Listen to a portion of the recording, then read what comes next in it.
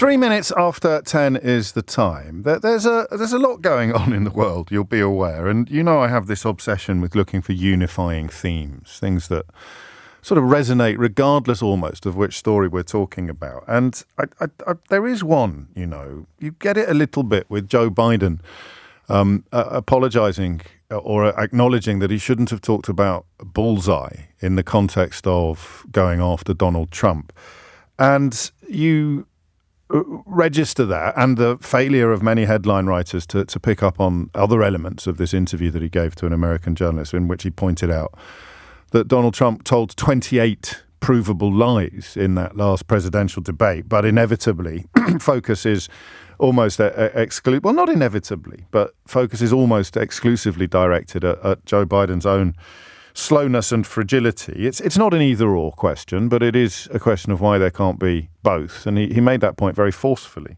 And it speaks... And also, you just heard his new running mate, J.D. Vance, who once compared him to Hitler. So I suppose at least we can all agree that's a valid comparison now, given that his own vice presidential running mate made it before falling in love with the rewards of becoming a Trump fan.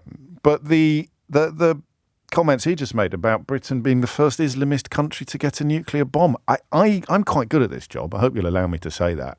I know there's a phone in there somewhere, but I've got no idea what it is. That's just so off the charts. That's Liz Truss off the charts, that kind of comment. So where do you even begin to analyse it in terms of a phone in? But it speaks to something that I think is actually huge at the moment in our world. Probably always is, but it goes through cycles of prominence. And it's if you are on the side of whatever you want to call it, equality, liberalism, decency, honesty, evidence-based reportage, then you can't go where the other guys go, even when it feels as if you're punching yourself in the face. You can't. I mean, Clinton tried, didn't she, to express it by saying when they go low, we go high. But Joe Biden can't not say, oh, maybe I shouldn't have used the word bullseye after the assassination attempt on Donald Trump, even as Donald Trump continues at that hope that we expressed very briefly yesterday that he was going to start calling for unity. Even as he goes on his very fascistic mission to render himself immune from any legal checks or balances. I know it's one of the great hallmarks, of course, of fascism, the denigration of democracy itself, fraudulent elections, which he is still pumping for, as indeed is his new running mate, both upholding the lies about the last election, and then of course the denigration of judicial systems, a belief that the leader should somehow be above them, or at least that the machinery of law should be in the pocket of the authoritarian leader. So why am I mentioning all of that when we're about to start talking about a British MP? Answer: he is from the Reform UK party, the MP that we're going to be talking about. And I have a fairly well-documented disapproval of what Nigel Farage and whoever his current cronies are represent in the context of British democracy and British politics. So I need to be sure. It was Michelle Obama, I think, not Hillary Clinton, that said, when they go low, we go high. Thank you. It's like a hive mind now, my inbox. The only problem is if I make a big enough mistake, the inbox starts ticking over so quickly that I can't really read any individual messages, which is why today I won't be returning to the subject of square miles. It's important that I conduct this conversation in a way that is completely detached from any feelings or opinions about the party involved. It has to be a conversation that would be exactly the same if we were talking about a Labour politician, or if we were talking about a Green politician, or a Lib Dem politician, or a Conservative politician. And the reason why this is relevant to what Joe Biden has done in the context of the bullseye comments is that that if the boot was on the other foot, there would be double standards galore. This is to me at the very heart of the problem, if you like, that liberal democracies have when faced with authoritarian threats, is the authoritarian threats hinge upon double standards. Absolutely hinge upon double standards. One rule for us, another rule for everybody else, whether you're talking about actual court cases or whether you're talking about rhetoric. Your own man can say something absolutely hideous, but if Joe Biden says something about bullseyes, you come down on him like a ton of bricks. Even though there's obviously no way he could have known when he said it that there was an assassination attempt on the horizon. And I find it hard. I think of all the things that I find tricky as this sort of period of domestic political chaos begins to close, begins to diminish. I find it hardest, I think, to cling to the certainty, and it is a certainty, that it doesn't matter how violently your political opponents embrace double standards, you can't go there. Even when you're being accused of doing it, you have to have confidence in your own convictions to know that you're not doing it. So, a newly elected Reform UK MP was previously jailed for attacking his ex-girlfriend. How much does your reaction to that headline change, to that first line change, according to what party is inserted into the first line? Because if it changes, you're part of the problem. And yet, if you claim it doesn't change at all, you're probably fibbing. So for me, it's like, oh, here we go. Here's more evidence of how unfit to serve they all are. Okay? And that is a bias, an evidence-based bias, but it's still a bias. Because if it was a newly elected Conservative MP was previously jailed for attacking his ex-girlfriend, a newly elected Labour MP was previously jailed for attacking his ex-girlfriend, in the context of what we try to do together on the programme every day, your reaction has to be the same, even if it takes a bit of tweaking, even if it takes a bit of work. Your reaction has to be the same, doesn't it? Because the question I'm about to ask you is about several issues. It's about rehabilitation. It's about full disclosure. It's about honesty. It's about violence against women, male violence against women. It's about democracy. It's about accountability. It's about transparency. It's about honesty. It's about politics. And it's about crime. Do you know that was 10 different things there? I actually counted them on my fingers. 10 different things there contained in one phone-in topic. And the reason why I'm not coming out with a really strong opinion on this is because I won't do double standards. So I can't, in all honesty, put my hand on my heart and tell you that the opinion I have about this story is entirely untainted by the opinion I have about Reform UK in general and Nigel Farage in particular. I can't do it. So I can't come on air and fulminate about how awful it is that somebody who was jailed for assaulting his ex-girlfriend 20 years ago, nearly 20 years ago. The details are going to be important to the answers that you're about to provide. I can't, in all conscience, put my hand on my heart and say that my opinion about this story or my answer to the questions I'm about to ask you is completely objective. Well, maybe I can, but I can't be 100% certain of that. So, a 38-year-old MP, newly elected, was jailed nearly 20 years ago for attacking his ex-girlfriend. It's in the South Basildon and East Thurrock constituency. The party has admitted that it knew this before adopting him as a prospective parliamentary candidate, but none of the details were disclosed to the electorate or indeed anybody else before the ballot was taken. It was the Mail Online, I think, who broke the story at the weekend, or it may have been the Sunday Times. These things are important. I should have established that.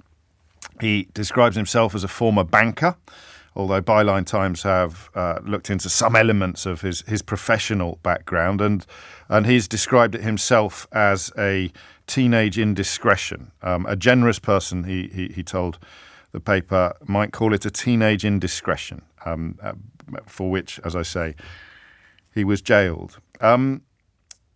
So what do you think? I believe in rehabilitation. I believe in the ability of people to change, to become better. I think it's hard. I think yesterday the hopes that Donald Trump was going to emerge from his assassination attempt with his, as one person who'd had a near-death experience told us, he honestly believed that Trump would somehow be changed by it, and perhaps he will be, but not as things stand for the better. He returned immediately to the sort of desperate attempts to evade the consequences of his own allegedly illegal acts, or not even allegedly, of course, in the case of one of them. But what do you think? Should a convicted, I mean, it's not a wife beater, is it, if it's an ex-girlfriend, but should a convicted assaulter of women be permitted to sit in the House of Commons? Or does your answer to that question hinge upon whether or not it was disclosed to the electorate before? I think, just for the record, I think mine does. I think there should be. There isn't. We're having a conversation about morality more than legality today. The requirement should be that you disclose such a conviction to your potential employer, which is essentially your electorate, not your party leader. But 20 years is a long time. He was 19 at the time. There is some dispute over what happened, but no dispute over the jail sentence that was handed down. He was convicted at Chelmsford Crown Court nearly 20 years ago. I think there are people listening to this right now who have 20-year-old convictions that prevent them from doing certain jobs. I choose my words carefully on things like this, but if I found out that one of my daughters was seeing a man who had been jailed for assaulting a previous girlfriend 20 years previously, it would very much change my attitude towards their relationship. And I think if he hadn't disclosed it, it would put the entire relationship in a slightly different space. And I think it is a question that needs to be asked and indeed answered. But I want you to do it, if you can, and I've tried, in a way that reflects our rejection of the kind of double standards that Nigel Farage himself deploys to an almost unbelievable scale. There's a man who talked about picking up a gun if the Brexit vote wasn't properly enacted, who's spoken of violence being the inevitable next step if the referendum didn't go his way, and yet who has the audacity to claim that evidence-based descriptions of Donald Trump's behaviour somehow contributed to the decision of a 20-year-old Republican, registered Republican, to attempt an assassination at the weekend. So that's what double standards look like. And the temptation to engage in them can sometimes be huge. But you can't, because the minute you do that, you become part of the problem that your job is to solve and address. So should a convicted criminal imprisoned for assaulting women be allowed to take a seat in the House of Commons without his electorate knowing about his criminal past when they cast their votes? Okay? 0345 6060 973 is the number that you need. Hit the numbers now, you will get through. A newly elected MP has taken a seat in the House of Commons without anybody who voted for him knowing that he was once jailed for attacking a former girlfriend. What do we think about that? 10:17 is the time. And the number you need is 0345 6060 973. You might be a convicted criminal. You might be somebody with experience of this kind of assault from the other side, if you like, of the fence. Or you might be a political... what's the word I want? A political hygienist, somebody who's desperate to see a cleaner politics. Or you might be in a position to tell me intelligently and openly why this is absolutely fine, why there's absolutely no problem at all with having an MP sitting in the House of Commons who was imprisoned for attacking a former girlfriend and who didn't tell anybody that when he was running for a seat in Parliament. It's 10:18. 20 minutes after 10 is the time. V says, it's the part where you say the electorate didn't know that makes it a big problem for me. He should have disclosed that and then let the people decide. how much it matters. And Alan says, had he described it as his greatest regret and mistake, then I would be inclined to believe he was a reformed character. However, as he attempts to pass it off as a minor faux pas from his youth, speaks volumes. Well, he's done both, to be fair, Alan. He has described it as the greatest regret of his life and suggested that a generous person might see it as a teenage indiscretion. And Seema makes an excellent point. This is a tough one, James. I've just listened to your full disclosure with Timpson. That's the new prisons minister who is a firm believer in rehabilitation. So I listen, for the avoidance of doubt, if we reach 11 o'clock persuaded that this is all absolutely fine, then that is absolutely fine by me. My job, oddly, is that it's least effective when I don't have strong opinions. If you could do a scientific experiment on what makes the phones ring with really good contributors, then the strength of my own opinions can sometimes be the best catalyst. But I can't do it today. I can't do it today, even if you want me to, because right now I do not know whether I would have exactly the same attitude to this if it wasn't an MP from a party I hold in such low regard. I mean, even using the word party is questionable, of course, given that it's a limited company in which the majority shareholder is the self-appointed leader. 21 minutes after 10 is the time. So what do you think? And why, crucially? Braden's in Croydon. Braden, what would you like to say? Hi, James. Hello. Just wanted to say I'm a big fan. I just read your new book. Brilliant bit of work. What work. a perfect start to the show. I hope there's not a big but coming, Braden. Carry on. No buts. So I just wanted to say, I think obviously it should have been disclosed that this man was convicted of a crime, physically assaulting a woman. But I think that we, as the electorate in a democracy, should be able to vote for him. Like if you feel that he's the right man. But I mean, for the reform voters that obviously made him an MP, I don't think it would have had much difference, even if they had found out. You see, if I had a little alarm that goes off when we inadvertently stray into the areas of bias or double standards, it would have gone off then, because you wouldn't say that about voters for another party, would you? No, I wouldn't. And you might be right. And you're a caller. You're allowed to generalise in that way. But I today am trying not to. And it's interesting how quickly we fall into the space where we're going, but because it's this party, my opinion is this. And it can't be. It has to be the same opinion regardless of what party it is. Yeah. I mean, I feel like for any party, it obviously should be disclosed about the candidate, but it should always be up to us whether we feel he's fit.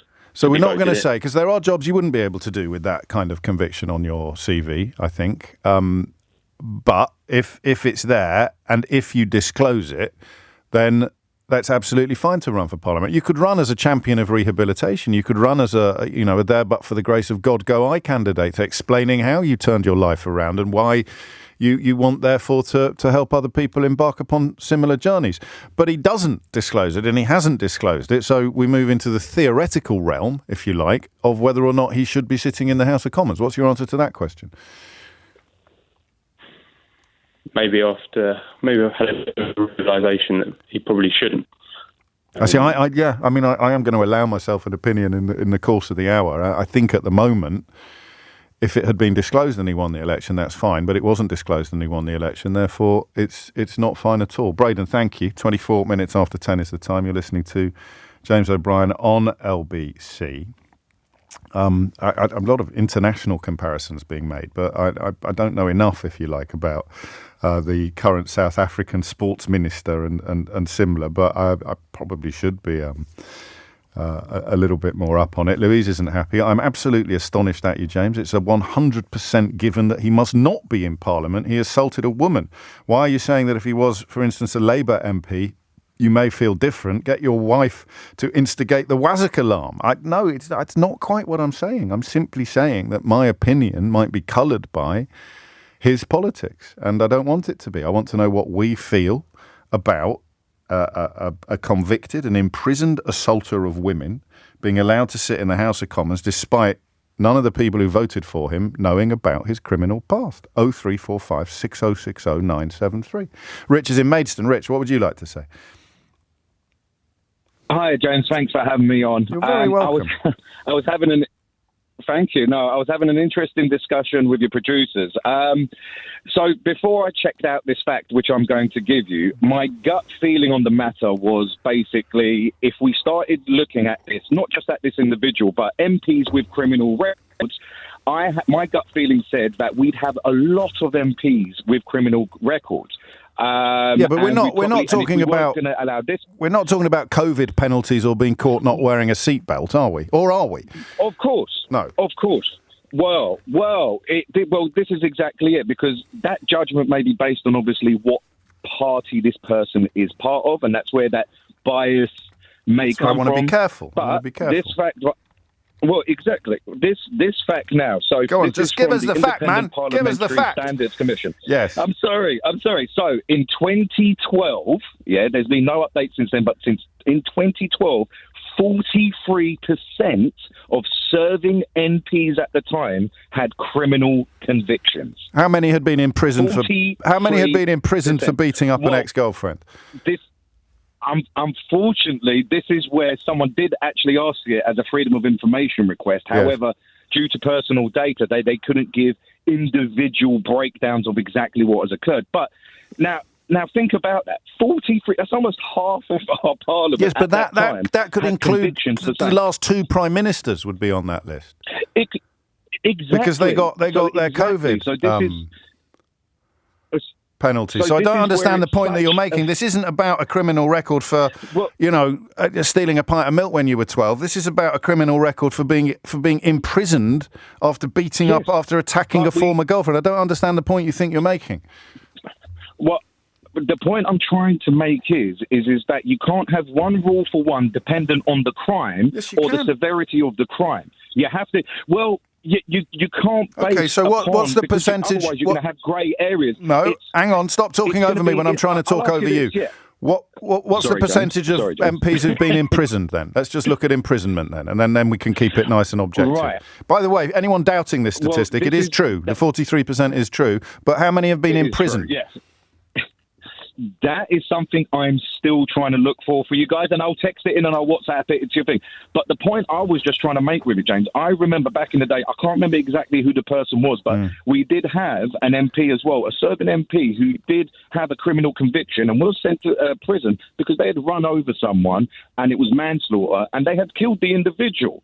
However, that was in their past. And then they still then serve. So then you have to ask your question, if we're allowing someone who killed someone by accident in a road accident, allowing that person to serve as an MP who didn't disclose it as well at the time or anything like that. I don't remember that story. I remember a serving MP getting into trouble for doing something similar, but my memory's a bit hazy. What is your answer? You keep asking all these questions. What is your answer to the question? Hang on, let me phrase it in a really clear and concise fashion for the first time in my life. Do you feel that an MP who was imprisoned for attacking a former girlfriend and got elected without telling voters of his past should currently be sitting in the House of Commons? Unfortunately, yes. Okay. There we go. And the reason is because there are a large number of MPs who have criminal records. I don't know technically whether or not that COVID fine counts as an actual criminal record, so scratch that from the record. But there will be plenty who have done relatively low-level crimes. If they'd been jailed, I'm confident that my colleagues on Fleet Street would have found out and we would know about it. But for reasons you've expressed very well, with statistical support, this is okay. And with the unfortunately as well, because we'd probably prefer to live in a world where this hadn't happened. But we don't. It is coming up to 10:30. Phone lines are wide open. If you don't text me complaining that you can't get through, just grab the line that Rich has just vacated by dialing 0345 6060 973. Amelia Cox is here with your headlines. 10:32 is the time. You're listening to James O'Brien on LBC, where the question is tricky, isn't it? A lot of you struggling really with elements of it. So I need to just remind you that we are in the realms of theoretical. There is currently nothing to stop an MP from being elected without telling his electorate or her electorate that they have a criminal conviction and a former imprisonment, in fact, for attacking a former girlfriend. The question is, should we? Should the law be different? And the point I think about reform, UK Limited, is this wouldn't have happened with another party. We saw the problems that they had with vetting. We know the history of candidates drawn to Nigel Farage's projects to have questionable pasts. I think there was the one up the road in Basildon who had to step down because he was a former member of the BNP. So this wouldn't have happened to a different party, or even perhaps, to be very generous, perhaps it wouldn't have happened if the election hadn't taken everybody by surprise and they'd had time to properly vet their candidates list. I don't think they would have put up a man who'd been imprisoned for attacking his former girlfriend. But that's what tests conventions. That's what tests rules and regulations. They did. And he unexpectedly won by just 98 votes. It was recounts and everything. And of course, Farage being Farage, they have to pretend that they're absolutely cool with it.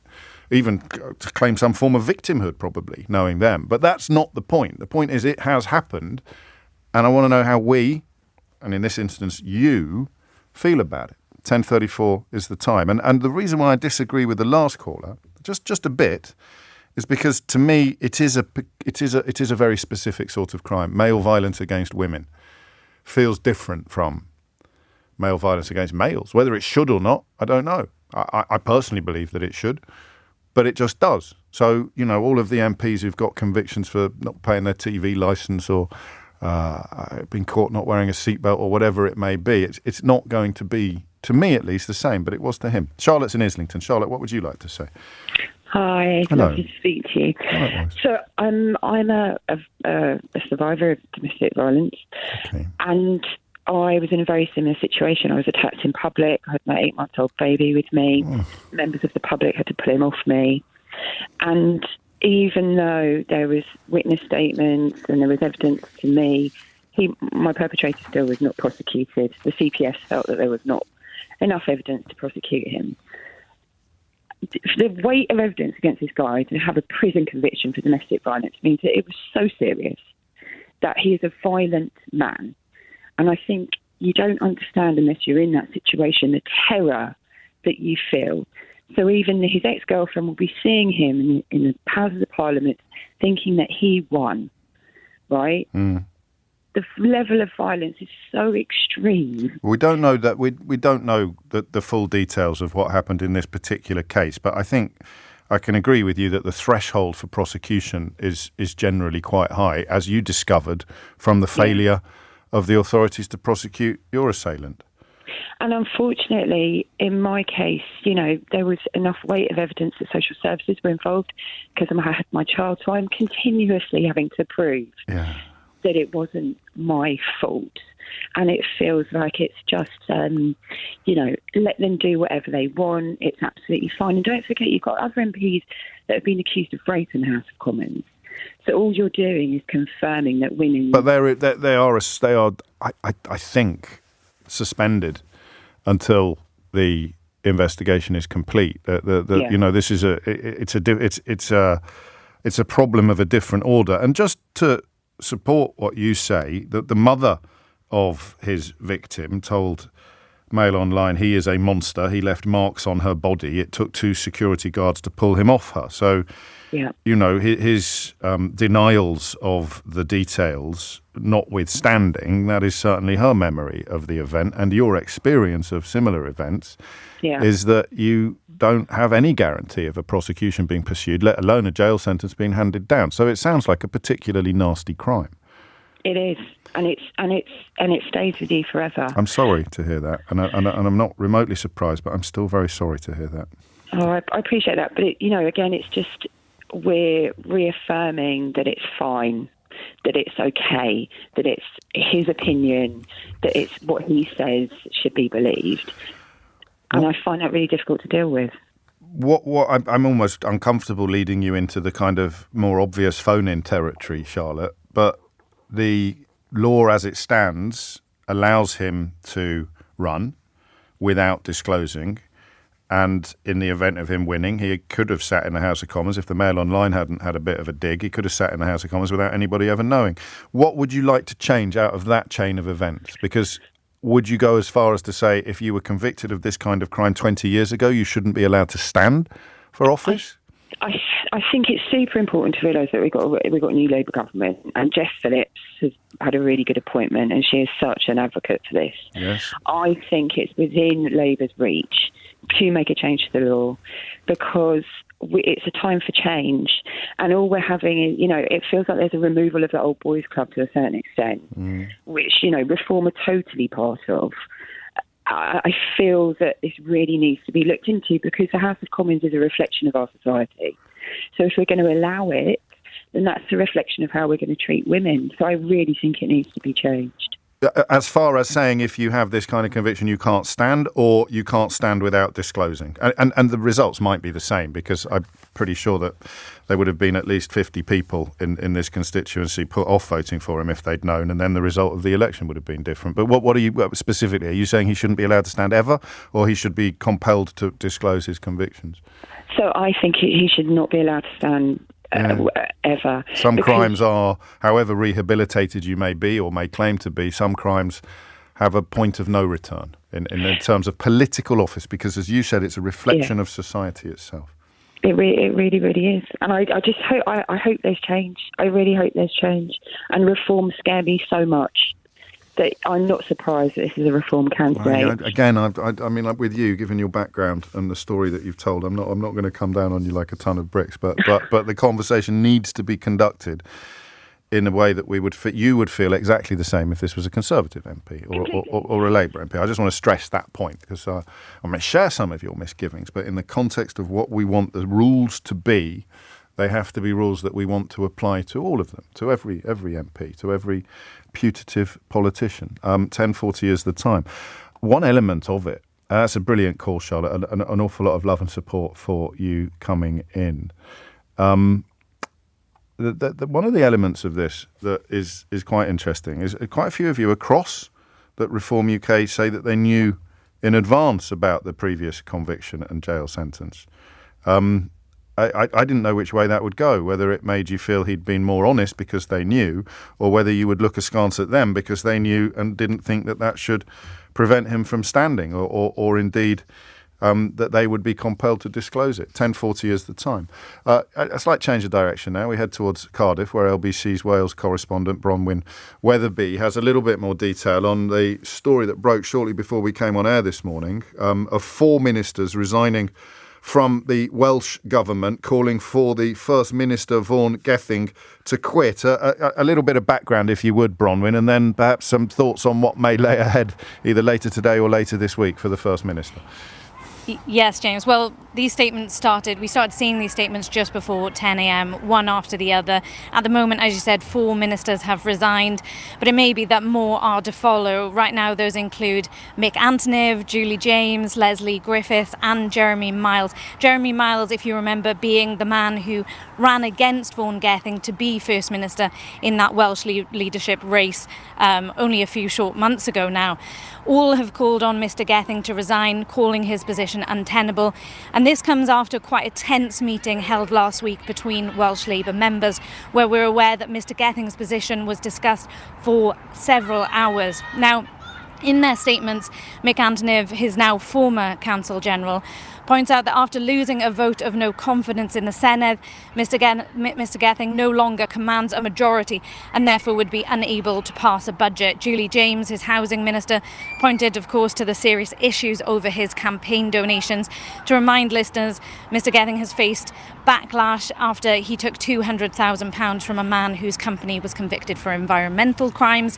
This raised questions over his judgment, and Leslie Griffiths, who was his cabinet minister for culture, said events over several months had now fractured the party, with Mr Miles adding that all this infighting has become a distraction and that someone else is now needed to reunify the party. Now, one of the biggest issues not mentioned specifically in these letters, but has been very damaging to Mr Gething's tenure, is the sacking of Minister Hannah Blythen over claims she leaked pandemic-era WhatsApp messages to the press. She's always maintained that she was not the leak, and the First Minister was facing a debate tomorrow calling on him to release the evidence against her. Now, the Welsh Conservatives believe this is a signal that Mr Gething's time as First Minister is coming to an end, and it may be that in the coming hours or days we do see Mr Gething step down, although he has held steadfast until now. And this comes, of course, just weeks after the new Prime Minister, Keir Starmer, endorsed him several times on the general election campaign, saying that he backs him, that he thinks he's the best person to be First Minister in Wales. But so far, the Welsh Government, James, and Mr Gething have been silent on this. What do your tea leaves tell you, Bronwyn? I mean, he's not going to be able to stay silent, is he? No, I don't believe he is. He's facing a very, very difficult moment right now. He wasn't the most popular within his own party, even during the leadership contest. In fact, Jeremy Miles got more votes among Welsh Labour ministers than he did. So the question will be whether he can actually recruit anyone to replace those who've left. And if many more go, he certainly won't be able to, and that will definitely make his position untenable, and he may have to step down. Bronwyn Weatherby, many thanks indeed. I would not be surprised if there is movement on that story in the course of today, and if there is, we will of course bring it straight to your attention. It's coming up to 11:15. You're listening to James O'Brien on LBC. Doug points out that if MPs required a criminal record check level 1, similar to airport workers, then this problem would never have arisen. The system to avoid it already exists. And Ian writes, crikey, James, this is a hard one. On the one hand, we need to give people the opportunity to reform their behaviour and move on from past mistakes. But on the other hand, we need to keep MPs and those in charge to a higher standard. I genuinely have splinters in my bum from being on the fence on this one, says Ian. I think Charlotte has pushed me off the fence. Some people didn't need any help at all on that. Pointing out that we reported on 3 women being killed in horrific circumstances as a consequence of domestic violence only last week, which is what I was trying to articulate when I said it's a particular type of crime. And here's an interesting thing. In case I wasn't clear enough what I meant about double standards and why I will strive to talk about this case in the same way I would talk about it if it was an MP from a different party. And I was trying to articulate that can be quite dispiriting sometimes, because you know that if the boot was on the other foot, it wouldn't. So I have the technology, as you know, I can see by clicking on a message that comes into the studio all the previous messages that have been sent in by that person. And I'm not going to read out any that are defending him or claiming he should have been allowed to stand if I can establish from a cursory glance at the record that you are a fan of Nigel Farage or a fan of Reform UK, because I don't believe you would adopt exactly the same approach to a Labour politician or a Conservative politician or a Green politician. And I have the means to check. So maybe just bear that in mind, that you are inadvertently proving my original point about double standards, and whether you realise it or not, just how much you love them normally, and how silly sometimes people like me feel when we insist on not deploying similar approaches and try, in the words of Michelle Obama, when you go low, try to go high. So I don't think my opinion would be different if it was a politician from a different party, particularly after hearing from Charlotte. And therefore, the question becomes, should an MP who failed to tell voters that he had been jailed for attacking a former girlfriend, an attack that, according to the victim's mother, needed 2 bouncers to drag him off, and which a court found to be severe enough to merit a prison sentence. Goodness knows what the statistics are on allegations of assault that do not reach court, let alone result in a prison sentence. Should he be sitting today in the House of Commons? Yes or no? And then, of course, because that's how this programme works, why? It's 10:47. 10:49 is the time. As a couple of people have pointed out, there's something, I'm talking a little more, of course, about double standards. The statement from Reform UK was that Reform UK believes strongly that people can change their lives. That was in defending the decision to allow a man who'd been jailed for attacking a former girlfriend to stand and win, indeed, as a candidate at the general election. But Peter has reminded me that the platform upon which they campaigned pledged to deport foreign nationals immediately after their prison sentence ends and withdraw citizenship from immigrants who commit crime, with the exception of some misdemeanor offences. I know you're not supposed to think too deeply about these allegations. Are they allegations? These pledges? These platforms? But what happens to someone who hasn't got dual citizenship? if you withdraw their citizenship. And if you can do it to someone who wasn't born here, why can't you do it to someone who was born here? You'd be withdrawing citizenship from Boris Johnson if he committed a crime.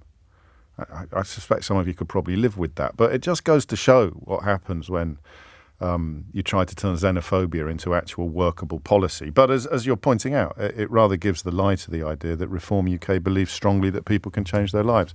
Or maybe only white British men who've been jailed for attacking a former girlfriend can change their lives. 10:50 is the time. Martin is in Swindon. Martin, what made you pick up the phone? Well, I'm really conflicted on this. Anyway, morning, James. Hello, sorry, mate. first time caller, long time listener. Welcome all that. aboard. All that malarkey. Yeah, I when this story first came out, I was the guy because he was a reformed character anyway. Yeah. It was a case of no, he shouldn't be where he is at the moment. Yeah. Because of what had happened. But then I had to do a bit of soul searching. Back in 1983, I was convicted of actual bodily harm. It was against a club doorman. Okay. Right? Yeah. So had that, did my 180 hours community service, and life went on. Then in 2004, I got a job as a medical gas engineer. Right. I'd gone back into education and got my HND in engineering. I managed to get this job, and I had a DBS check. And nothing showed up on this DBS check. Because the conviction was spent? No. Oh. No. It wasn't an enhanced DBS check. Oh, okay. So okay. Then I 3 years later had another DBS check, never showed up. So then I left that job and I went to work in a hospital. 3 months later, I was called into the office and we'd had your DBS back, and this had shown up on there. Why didn't you disclose that this had happened? Mm. And I presumed it would have been spent by then. Yeah. You know? But the difficulty I've got is I believe that the system worked and I became a reformed character, and I think I'm a good member of society now. I mean, I work in hospitals, special care baby units, and yes. During COVID I was working in ICU and all kinds of places like that. But if the way I was thinking that he shouldn't have that job because of that, I wouldn't have my job, would I? Because of that. You could. Just to clarify one thing, I think the moral dimension of the conversation we're having is whether the conviction is spent or not is irrelevant to the moral dimension that we're having. And there are a couple of things that occur to me in the context of your experience. The first is that you weren't jailed, so that introduces a new threshold, I think, for potential voters. And the second is the violence against women. Oh, no, it wasn't against women. I know it wasn't. I know. Well, I suppose it could have been, couldn't it? But no, it wouldn't have been. You would have behaved differently. Well, that's the point. I think rightly, violence against women lands differently before the law and on our consciences than violence against men. Yeah. So it wouldn't be the same.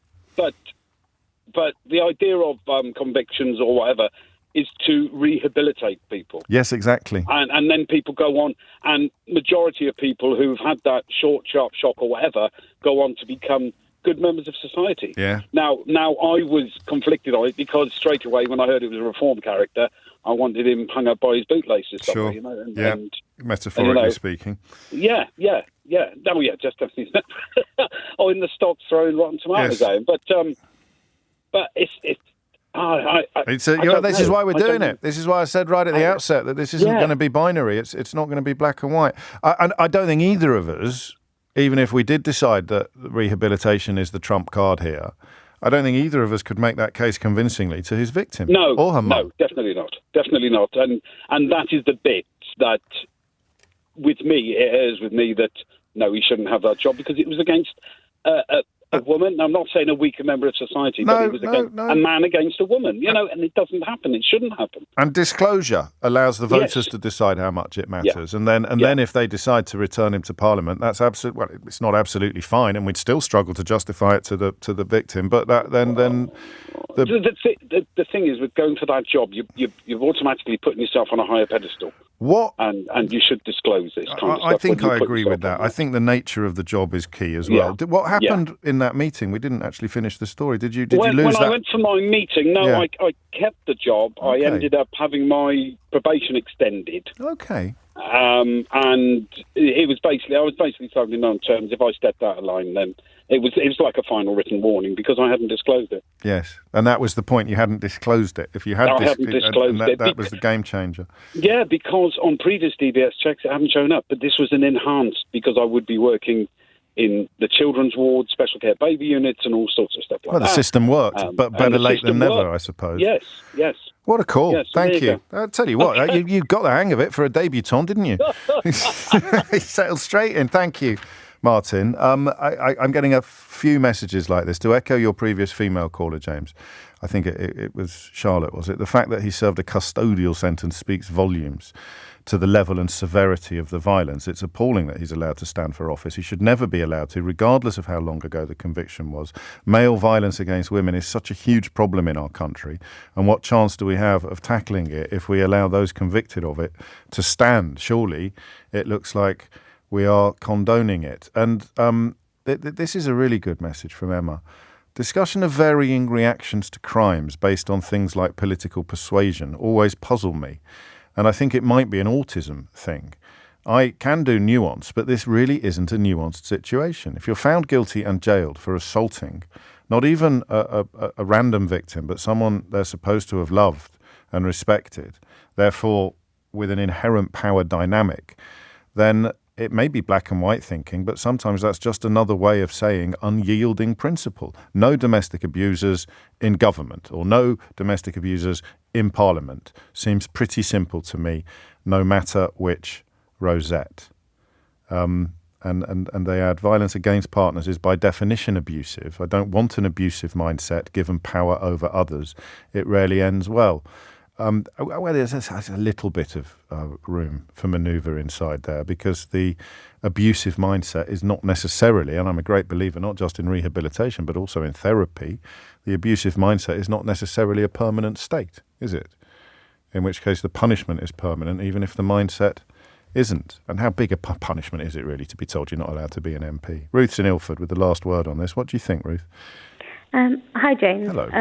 So, having worked for a former MP and in a constituency office, seeing constituents on a daily basis, I'm looking at it from a slightly different perspective that if he was the MP and we deal with constituents on a daily basis that are victims of violent crime, domestic violence. Gosh, yes. You know, we've had a lady that was murdered locally. You know, it's really, really horrific.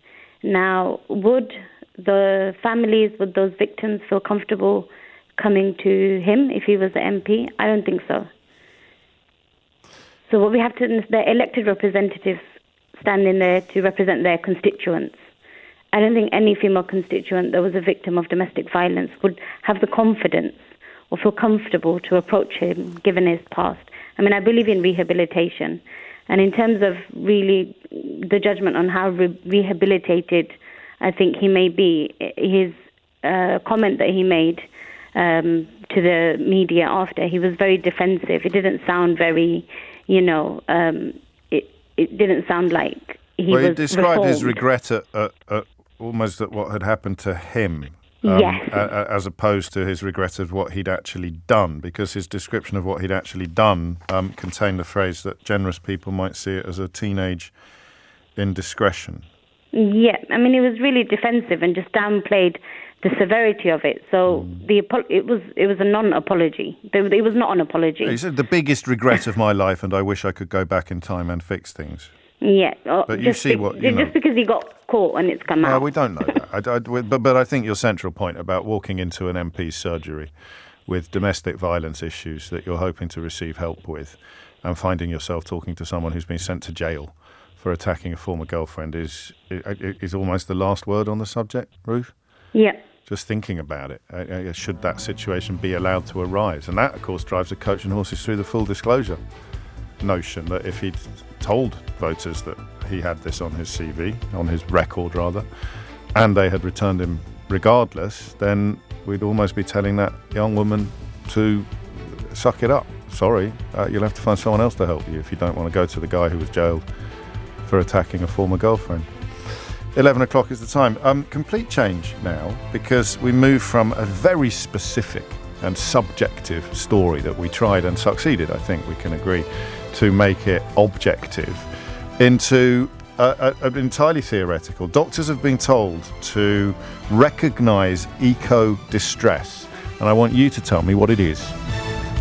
Very briefly, for people who enjoy my sometimes flailing attempts to keep an even keel, and you're when I say you're cross with me, it's not an unpleasant anger. It's just a mild irritation.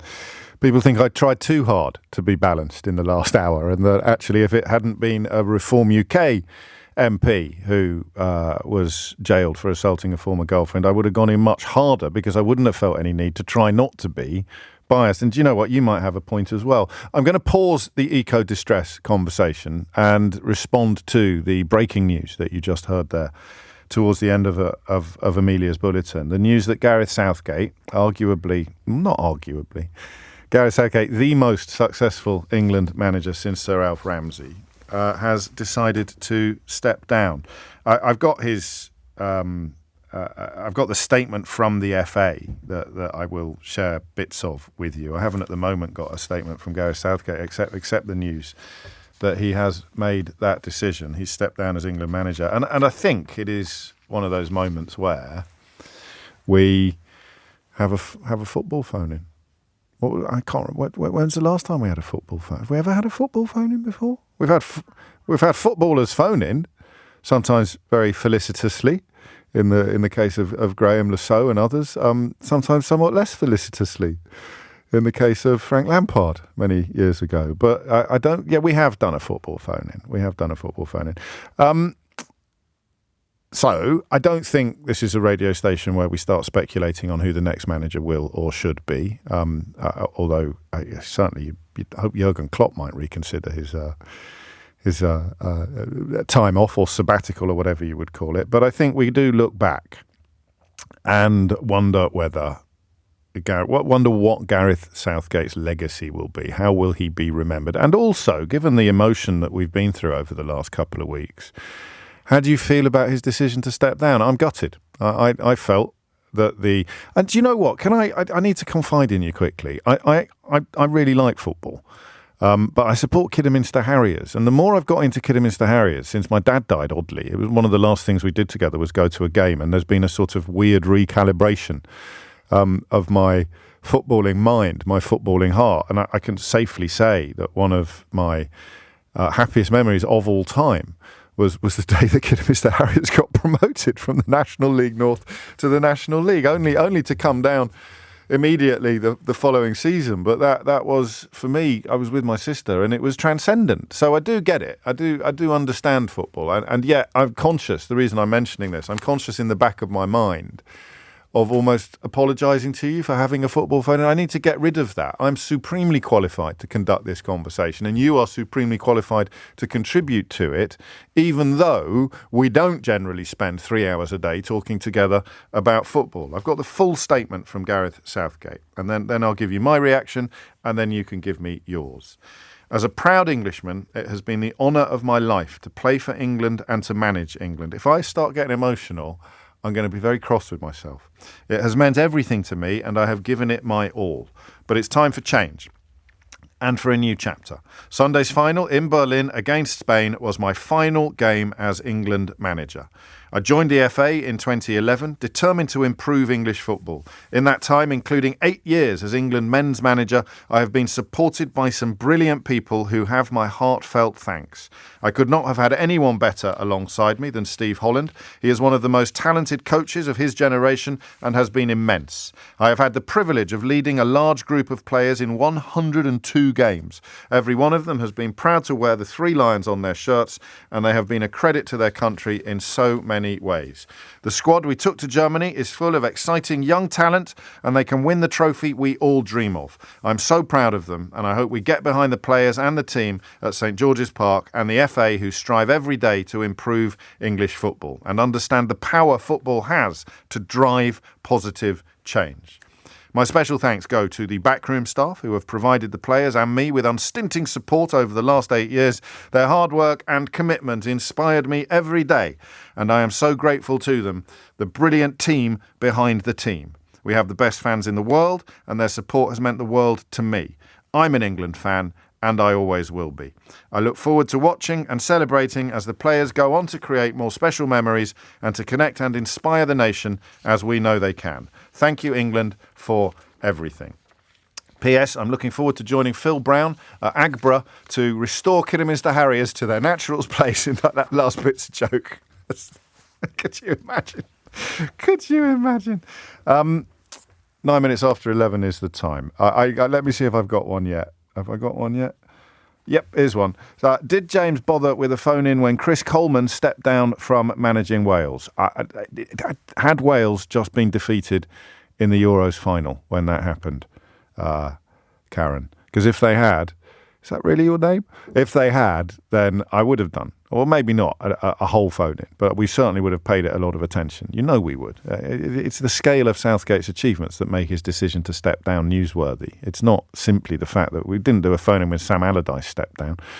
I want you to tell me what he did, what he achieved both on and off the pitch. I want you to tell me a little bit footbally about what his legacy will be, about the scale of his achievements. It's a weird one. I think there were 55 teams in the Euros, not including Wales, Karen. I think there were 55 teams in the Euros, and we came second. And most of us in life would take that, wouldn't we? Second out of 55 people.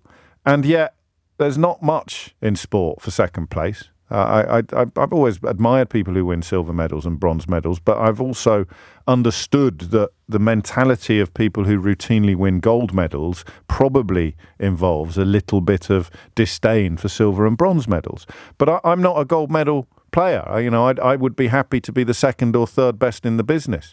I'm no Terry Wogan. I'd be more than happy to be mentioned in the same breath, but I don't have that. I want to be, and also this isn't really a measurable medium. But Gareth Southgate made me proud again. He changed the way that I watch international football. Something really strange happened in maybe not the first game, but certainly even when Spain went ahead on Sunday night, I didn't have that bleak certainty that it was all over. I thought it is more than likely that we're going to get an equaliser and then up pop Cole Palmer. That didn't used to really happen with England games. It happened a bit under Terry Venables. But it didn't used to happen, really, in England games. In England games, you expect, certainly penalties. The penalties this tournament were, that wasn't an England team of old. That was like a German team of old. And we're now better than they are. So what's going on? Well, in your mind right now, 0345 6060 973 is the number that you need. Yeah, you have to qualify for the Euros, lads. Don't you? So maybe 55 is I've done it again with the square miles. Have I misremembered that number? But it's not just the ones that made it to Germany for the tournament, you fools, who are responsible. 12 minutes after 11 is the time. Gareth Southgate steps down as England manager. Your reactions to that, please. Mine is pretty straightforward. I wish he hadn't. I felt that the new generation coming through, some of the people he didn't take with him this time, most obviously Grealish and Rashford, based of course upon their performance last season, but it spoke to a new generation coming through, best embodied probably by not just Bellingham but also Palmer and Saka on the right. The idea that this team now, you build a team around Cole Palmer and Jude Bellingham. Harry Kane probably played his last game for England. That could win a World Cup in 2 years' time. But without Gareth Southgate there, without the longevity, the consistency, I don't know how possible that is. And yet, of course, a lot of you are already pointing out he didn't win anything. So what are we all getting so sad about? 13 minutes after 11 is the time. So you're listening to LBC and we're having a football phone-in, which is probably going to be a once-in-a-decade occurrence unless we do actually win the World Cup in 2 years' time, which I think now becomes less likely as a consequence of Gareth Southgate's decision to step down. The number you need is 0345 6060 973 is the way onto the show. I'm just getting so many messages now. I'm trying to keep up with them. Here's a nice one. I'm not much of a football fan, but for me, Southgate did something I've never seen in my lifetime. He got the men's England team to 2 finals. That's a hell of an achievement. I think you're right. I really do. And Kobe Mainoo as well. That team that goes into the next World Cup could be the best England team we've seen in years. And that is partly down to him. And it makes his decision not to lead them into the next big tournament a little bit harder to swallow. I'm not going to take a call until after the break. So, and then we'll get stuck in from here right through to 12 o'clock. Off goes Gareth Southgate. What does he take with him from you?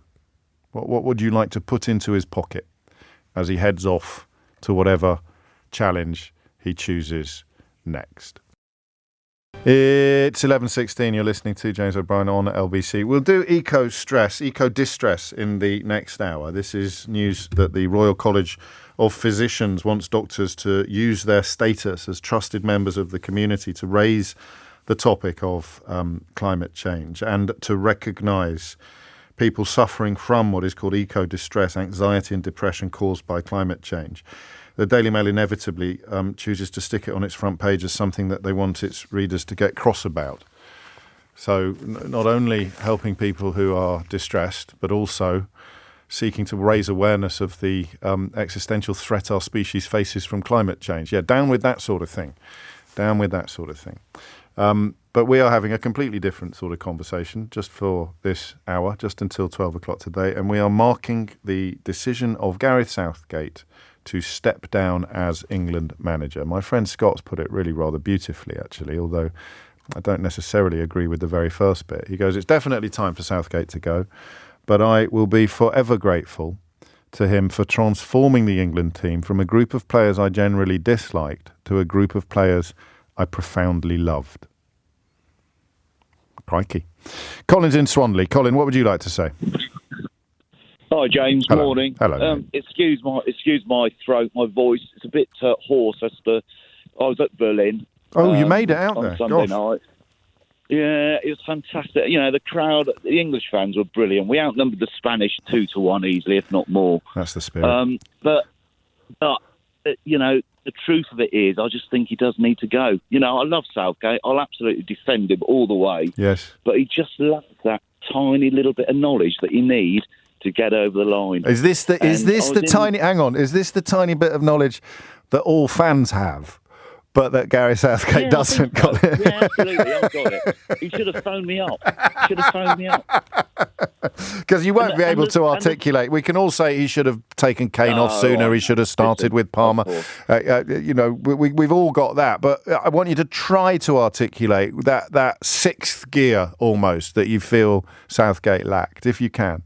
Well, I was at Wembley 3 years ago when we played Italy. Yeah. So, you know, I follow England quite a bit. I don't go to every away games, but I do, you know, You do all right, mate, don't you? Hey? Yeah. Well, I'm retired now, so I'm happy days. Yes. But anyway, Italy was a good example. We went 1-0 up. We scored an early goal with Shaw, and that was the time where you had to go for it, get the second, and he just didn't do it. And you put that on him.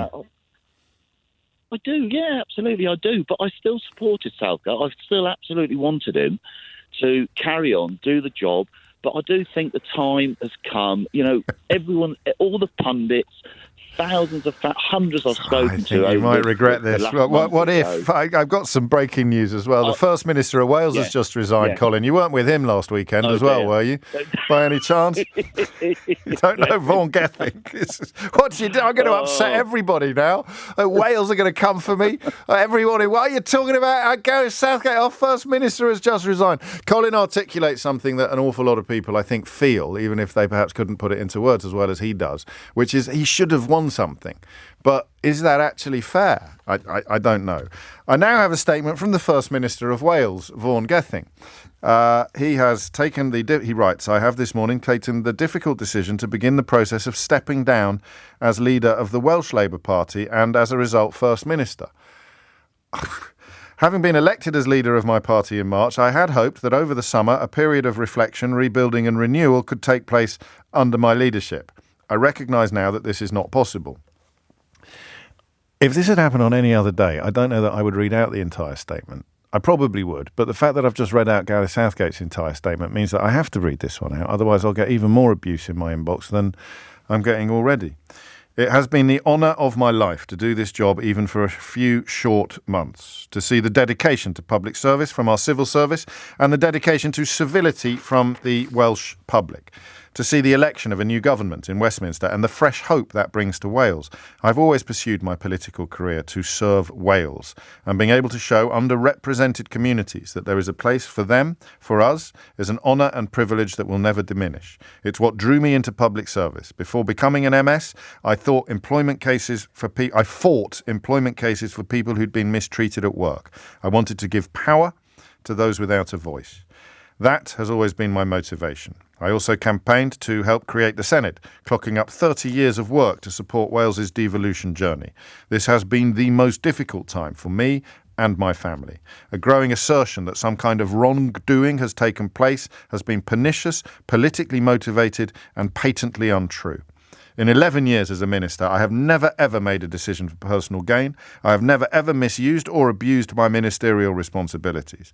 My integrity matters. I have not compromised it. I regret that the burden of proof is no longer an important commodity in the language of our politics. I do hope that can change. I will now discuss a timetable for the election of a new leader of my party. Finally, I want to say thank you to those just joining us. I'm reading out a resignation statement by Vaughan Gething, the First Minister of Wales. I'm not leaving LBC. Finally, I want to say thank you to those who have reached out to support me, my team and my family in recent weeks. It has meant the world to all of us. To those in Wales who look like me, many of whom I know feel personally bruised and worried by this moment, I know that our country can be better. I know that cannot happen without us. There will and there must be a government that looks like the country it serves. Thank you.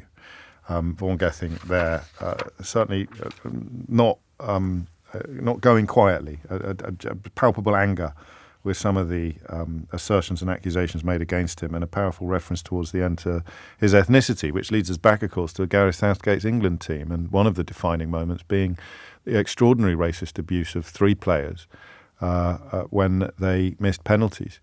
And Gareth Southgate's response to that was epic, actually. And you could see the bond that he has with all of his players, but particularly perhaps in the context of the most recent tournament with Bukayo Saka when he stepped up to take his penalty with aplomb. 23 minutes after 11, we're having a radio football phone-in. Colin, thank you. I'm going to crack on because so many people are keen to join in. It's quite possibly a once-in-a-lifetime opportunity, this. We've got the... So, off the top of your head, can you put these three politicians in order? Humza Yousaf, Vaughan Gething and Liz Truss, in order of how long they stayed in their job. Truss is coming last, right? She was the shortest? Humza Yousaf and Vaughan Gething?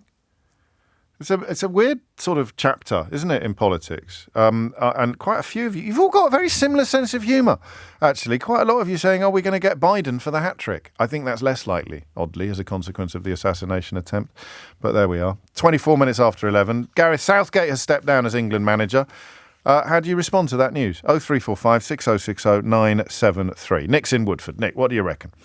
Hi, James. Hello. This is Turn Up for the Book. I've always got you in the background, but I thought, we pricked my ears when I heard about, you said to yourself, he's finally talking about something I'm interested in. I know, exactly. No. Listen, it means I don't have to go to TalkSport later anyway. Good. But Gareth Southgate, I think he's done a lot for the English game. Positive culture, camaraderie. He took them from the under-21, so I think he understands the kids. And I think he understands a modern footballer better than like your, I don't know, Mourinho or someone like that, because who falls out with a lot of, they expect the old ways. So I think he's done all of that and more. And I think for the, he's handled the media really well as well. We used to have Graham Taylor with turnips on the front pages. So he's done very well. However, I think tactically, I just think he falls down a little bit. I think everyone talks about how he got us to the semis and the finals, and that's great. But even from back in 2018, when he first got us to the semis, there was a lot of positive talk about him. But myself, all I saw was the fact that they lost 3 games in that tournament to a decent team. And this is my point. Every time we come up against a very good team, we can't get over the line. And that's where it falls down. And yes, we've got to the semis and quarters and finals, but we've always had an easy run. He's been very lucky with his runs. And again, a sense that there's a gear missing. Oh, I think we've lost Nick, which means I can't ask him whether or not he's a tennis fan, because while he was talking, I found myself comparing Tim Henman to Andy Murray. I hope that's not unfair. I don't know that we're going to get a Djokovic or a Federer anytime soon, but Southgate is a Henman and we need a Murray. Sue's in Leeds. Sue, what would you like to say? Oh, hi. Hello. Yes. First time got through to you. What's it? Yeah, caller. First time caller, that's the word. Welcome.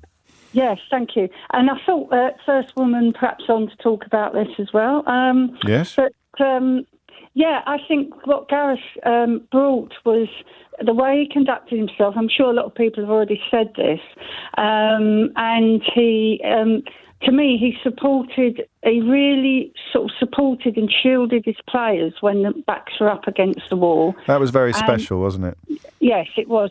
And the Black Lives Matter protest, when he allowed, his players kept taking the knee in spite of all the crap he was getting for allowing that to happen. Don't go any ruder than that word you just used, please. Sorry. No, that's all right. So it's a football phone. It's football phoning.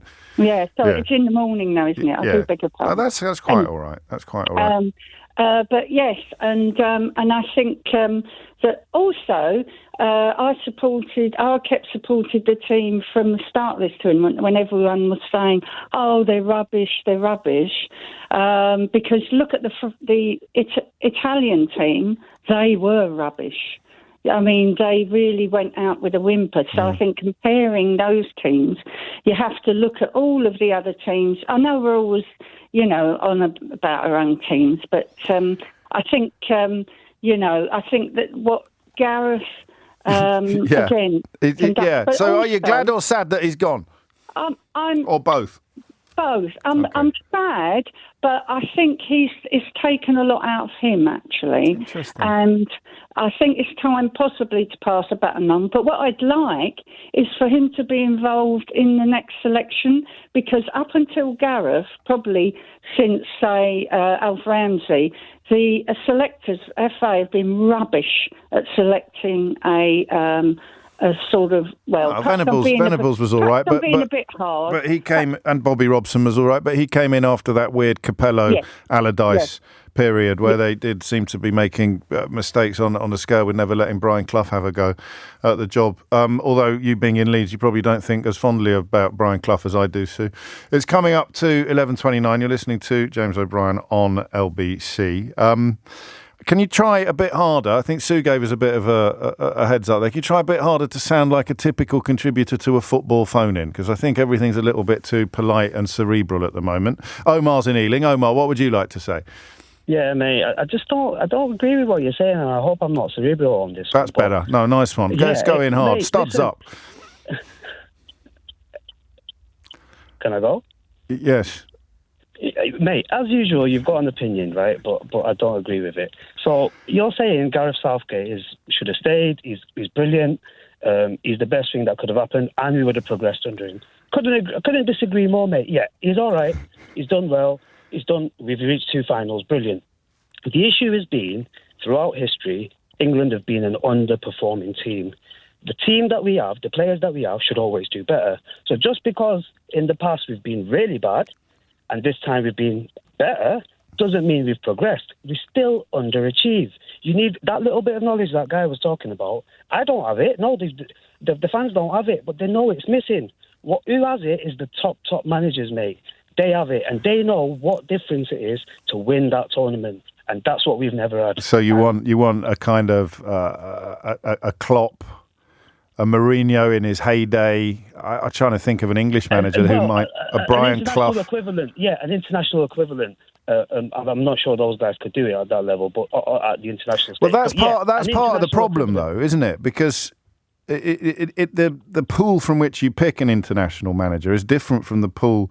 Ericsson and Capello were world-class managers, and neither of them particularly covered themselves in glory. But this is where the FA comes in, right? Yeah. So the FA, as an institution, needs to understand our game, right? It needs to understand our structure. It needs to understand the kind of players that are coming through.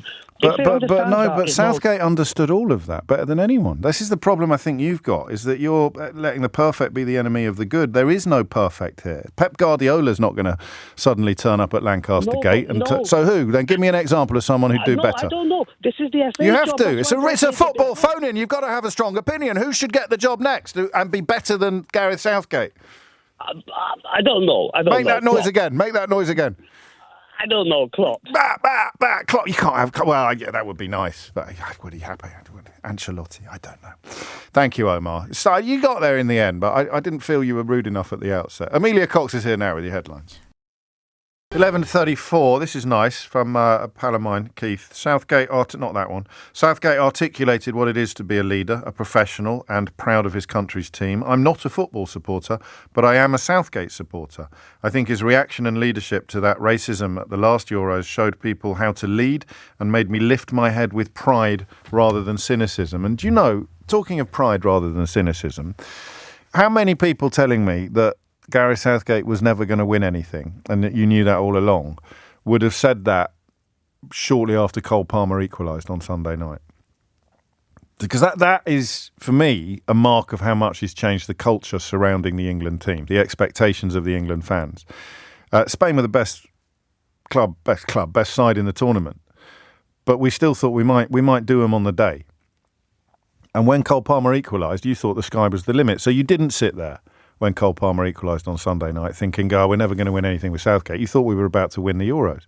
So I don't know. Maybe that's unfair of me to point that out, but I don't know that it is. 11:35 is the time. Sharon is in Waltham Forest. Sharon, what would you like to say? Yeah, my heart sank, just saying that when I heard that he was leaving, because I actually still think that there's more to be done. I actually still think we could do really well with the team and the players in the World Cup, which is coming up in 2 years, and there's all the qualifiers to go through. The only caveat that I put that's a little bit of, as I said, like a blot on his copybook, which I think could have been a bit more of a sort of stronger manager, leader, whatever, is to make a really hard decision. The decision that everyone was calling for, and that was to have dropped Harry Kane. And we're talking about Cole Palmer so much. He literally had an impact on every single game he came on. And there's a point at which you go, well, actually, then he's clearly getting through and changing the shape of the team in a way that everyone was saying very early on that Harry wasn't able to. And he scored 44 goals. I feel really bad about saying that. Well, then it makes it even more sincere, doesn't it? It makes it even more authentic. Yeah. But he scored 44 goals. And I know you're not suggesting that it would be a like-for-like swap. It's just about where Palmer would fit into the side and perhaps Kane would not. But James, it's happened before. Yes, it has. This is the thing. It's what's happened, because I'm, as a Spurs fan, I know this. In the Champions League final, what he played, he should not have played because he was still coming back from an injury. The same is true of the 44 goals he played with, like in Germany recently. He, at the end of that season, injured. He should, and so therefore he was never completely 100% fit. But also, you just got to look. Do you think he's going to play any part in the World Cup? No, I don't think he is, and I think you're probably right on this. And that might be part of Southgate's thinking, is that he's realised that he's a bit sentimental, or that he's running out of, starting again, as it were, with a team that's not built around Harry Kane is a mountain that's a little bit too high. If Kane was 4 years younger, maybe Southgate would give it another 2 years in the job. But the every tournament, to defend him from every tournament, certainly I think the last 3 tournaments, he's come out of the blocks very slowly, Kane, and everybody's thought, he's got to find the guts to drop him. He's got to, and then by game 2 or halfway through game 3, he wins the game. He turns it around, but it never happened this time. It never happened. And it never looked like it was going to, did it? I think it's just because of time as well. Not to be ageist, but it's just the young ones are just moving around that pitch a bit better. But don't get me wrong, I love Gareth Southgate, and I'm really sad to see him go. And I kind of wish he would continue. But it's time. Yeah. All right, take care. I think it is. No, you as well. I didn't mean that. I didn't mean it's time for you to go. I mean it's time for him to go. Paul's in Harrow. Paul, what would you like to say? Yeah, hi, James. Hello. Yeah, I was disappointed with the news, but the biggest disappointment for me was that the FA have allowed Southgate to just cut off and go, whoever's decision it was, because I think what Gareth Southgate brought over the years he's been with the team, and also as a player, I think someone else should have been nurtured and been shadowed Southgate for a couple of years. I don't see how you could do that, though, because no one would want to be the bridesmaid. If you're of a sufficient calibre to be in the frame to manage an international squad, you're not going to be happy spending 2 years as a bridesmaid, are you? Even with a guarantee. And then that means we'd know that this was his last game, and you'd have that. I'm drawing some odd analogies today, but it would be like David Cameron revealing that he wasn't going to run at the next election. Yeah, but I know, James, but I think what Southgate has brought is that camaraderie between him and his players and that respect. And I think you have to cut that off now and start again with Jurgen Klopp. It's not going to be Jurgen Klopp. Can we nip that in the bud immediately, please? It's definitely not going to be Jurgen Klopp. No, I know. I've heard his name being only here, only by lazy sort of speculation. But I mean, absolutely no chance. Do you want to have a go at a really tortured analogy? Because there's some good ones coming in. Danny says Harry Kane has done plenty of good in the past. So has Joe Biden. And he adds, not for England, admittedly, but it's time for both of them to step down and make room for somebody else. I like that. Have you got one? Have you got a tortured analogy that you can spring on us, Paul? Well, yeah. Let me give you this. This is something that came out of it for me. When with this loyalty to Kane, Stones, and also Walker. Yes. Walker had an opportunity. He plays in Man City. He looks good. Foden plays in Man City, he looks good. Put them in an England team and they have to do a little bit more work. There was a time where Walker, for once, steamed down the right-hand side and crossed the ball.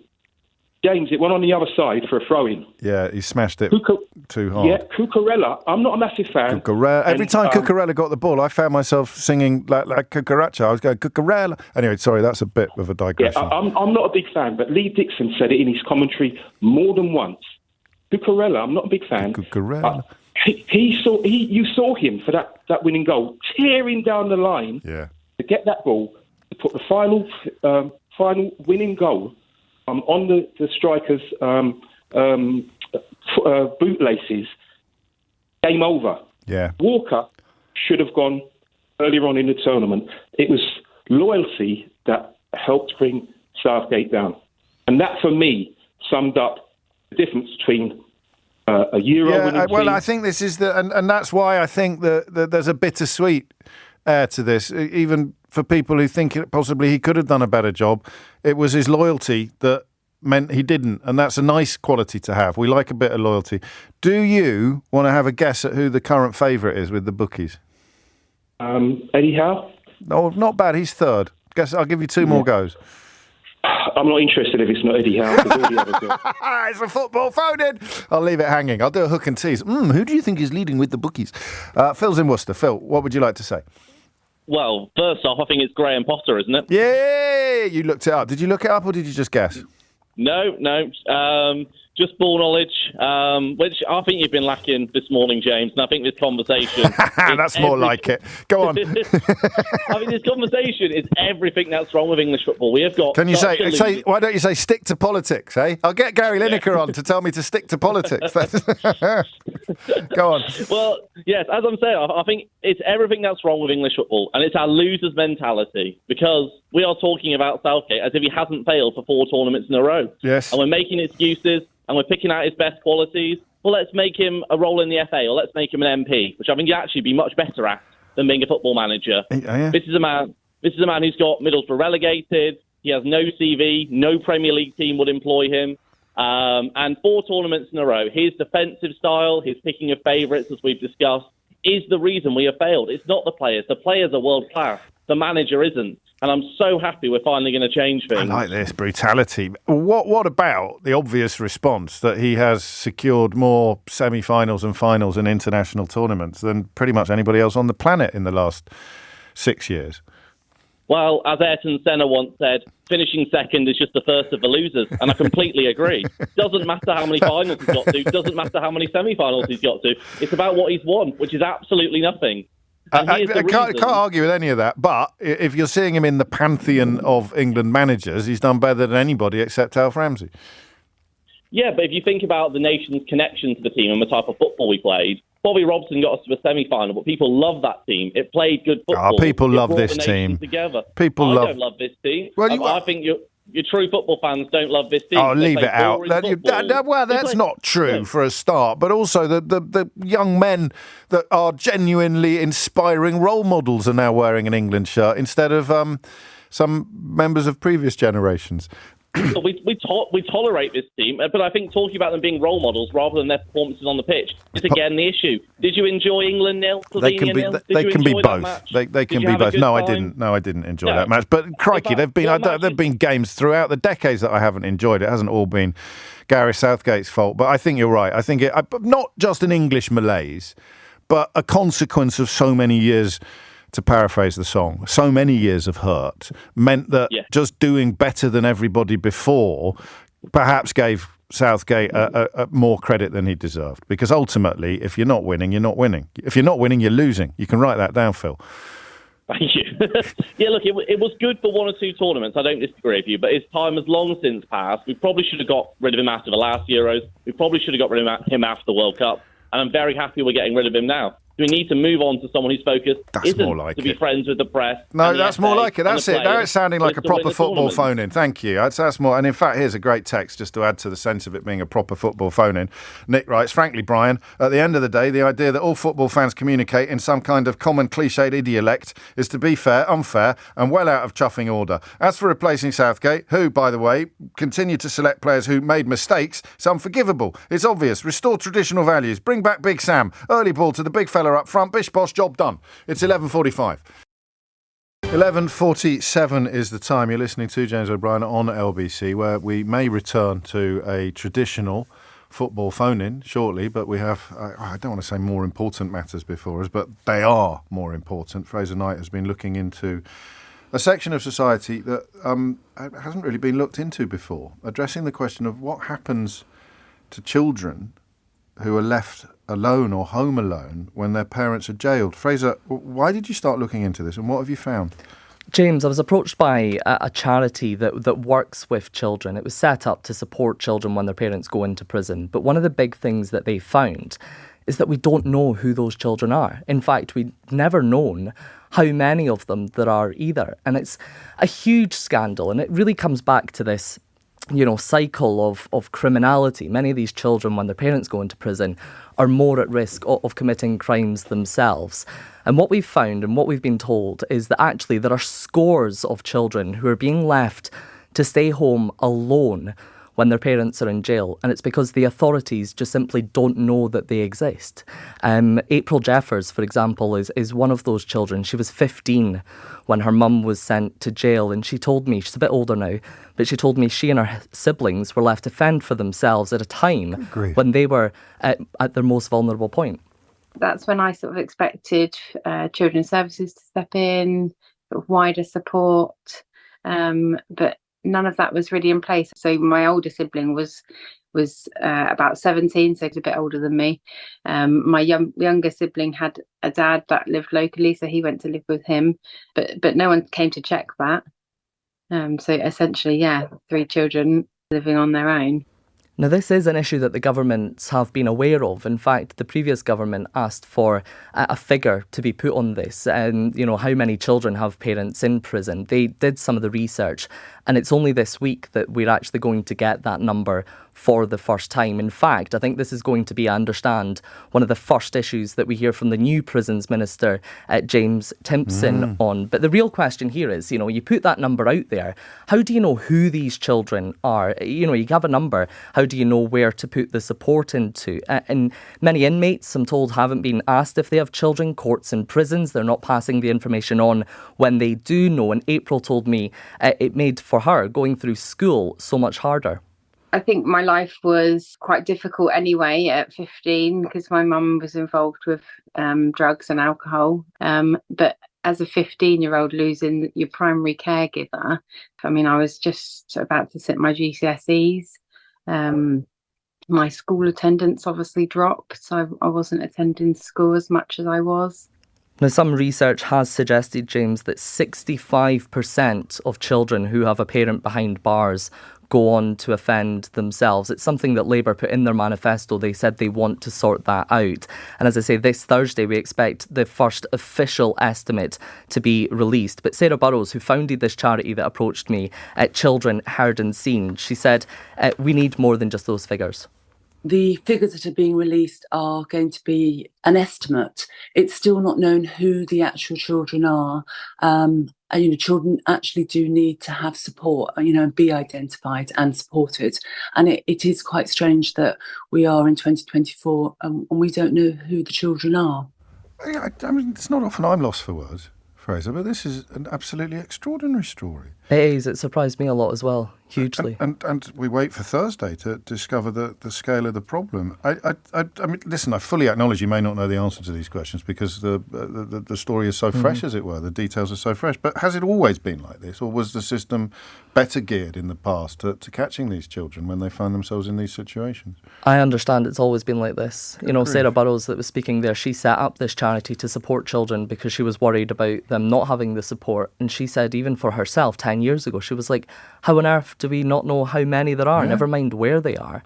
There has been calls for specific legislation around this. I saw that. It was Kerry Taylor, wasn't it? Kerry McCarthy, sorry. Yeah, she spoke just before the general election. Of course, she's now serving in government. It's unclear as to whether there will be anything in the King's speech about this tomorrow. But of course, we wait to hear from the Prisons Minister about what happens next. Well, he will know, won't he, Timpson, more about this than probably anybody who's been anywhere near the Home Office in 20 years, certainly from the political side of the equation. But that I'm just trying to think where responsibility lies. So if you're a judge and you send someone to jail and you know that they've got children, you'd sort of hope a judge might take some interest in what happens to the children as the mother is carted away to... Yep. I think, this is one of those stories, and it happens so many times where actually it's all about just the system not being linked up properly. There might be one person in the system who's made aware of it, but does that information get to, children's services to make sure that they know where those children are? They make sure they get the support they do, because in some situations, of course they do, but they're just not getting it across the board. And some children would almost be hiding from the authorities as well. So it's not stigma. as if they're not sticking their hand up in the air and asking for help.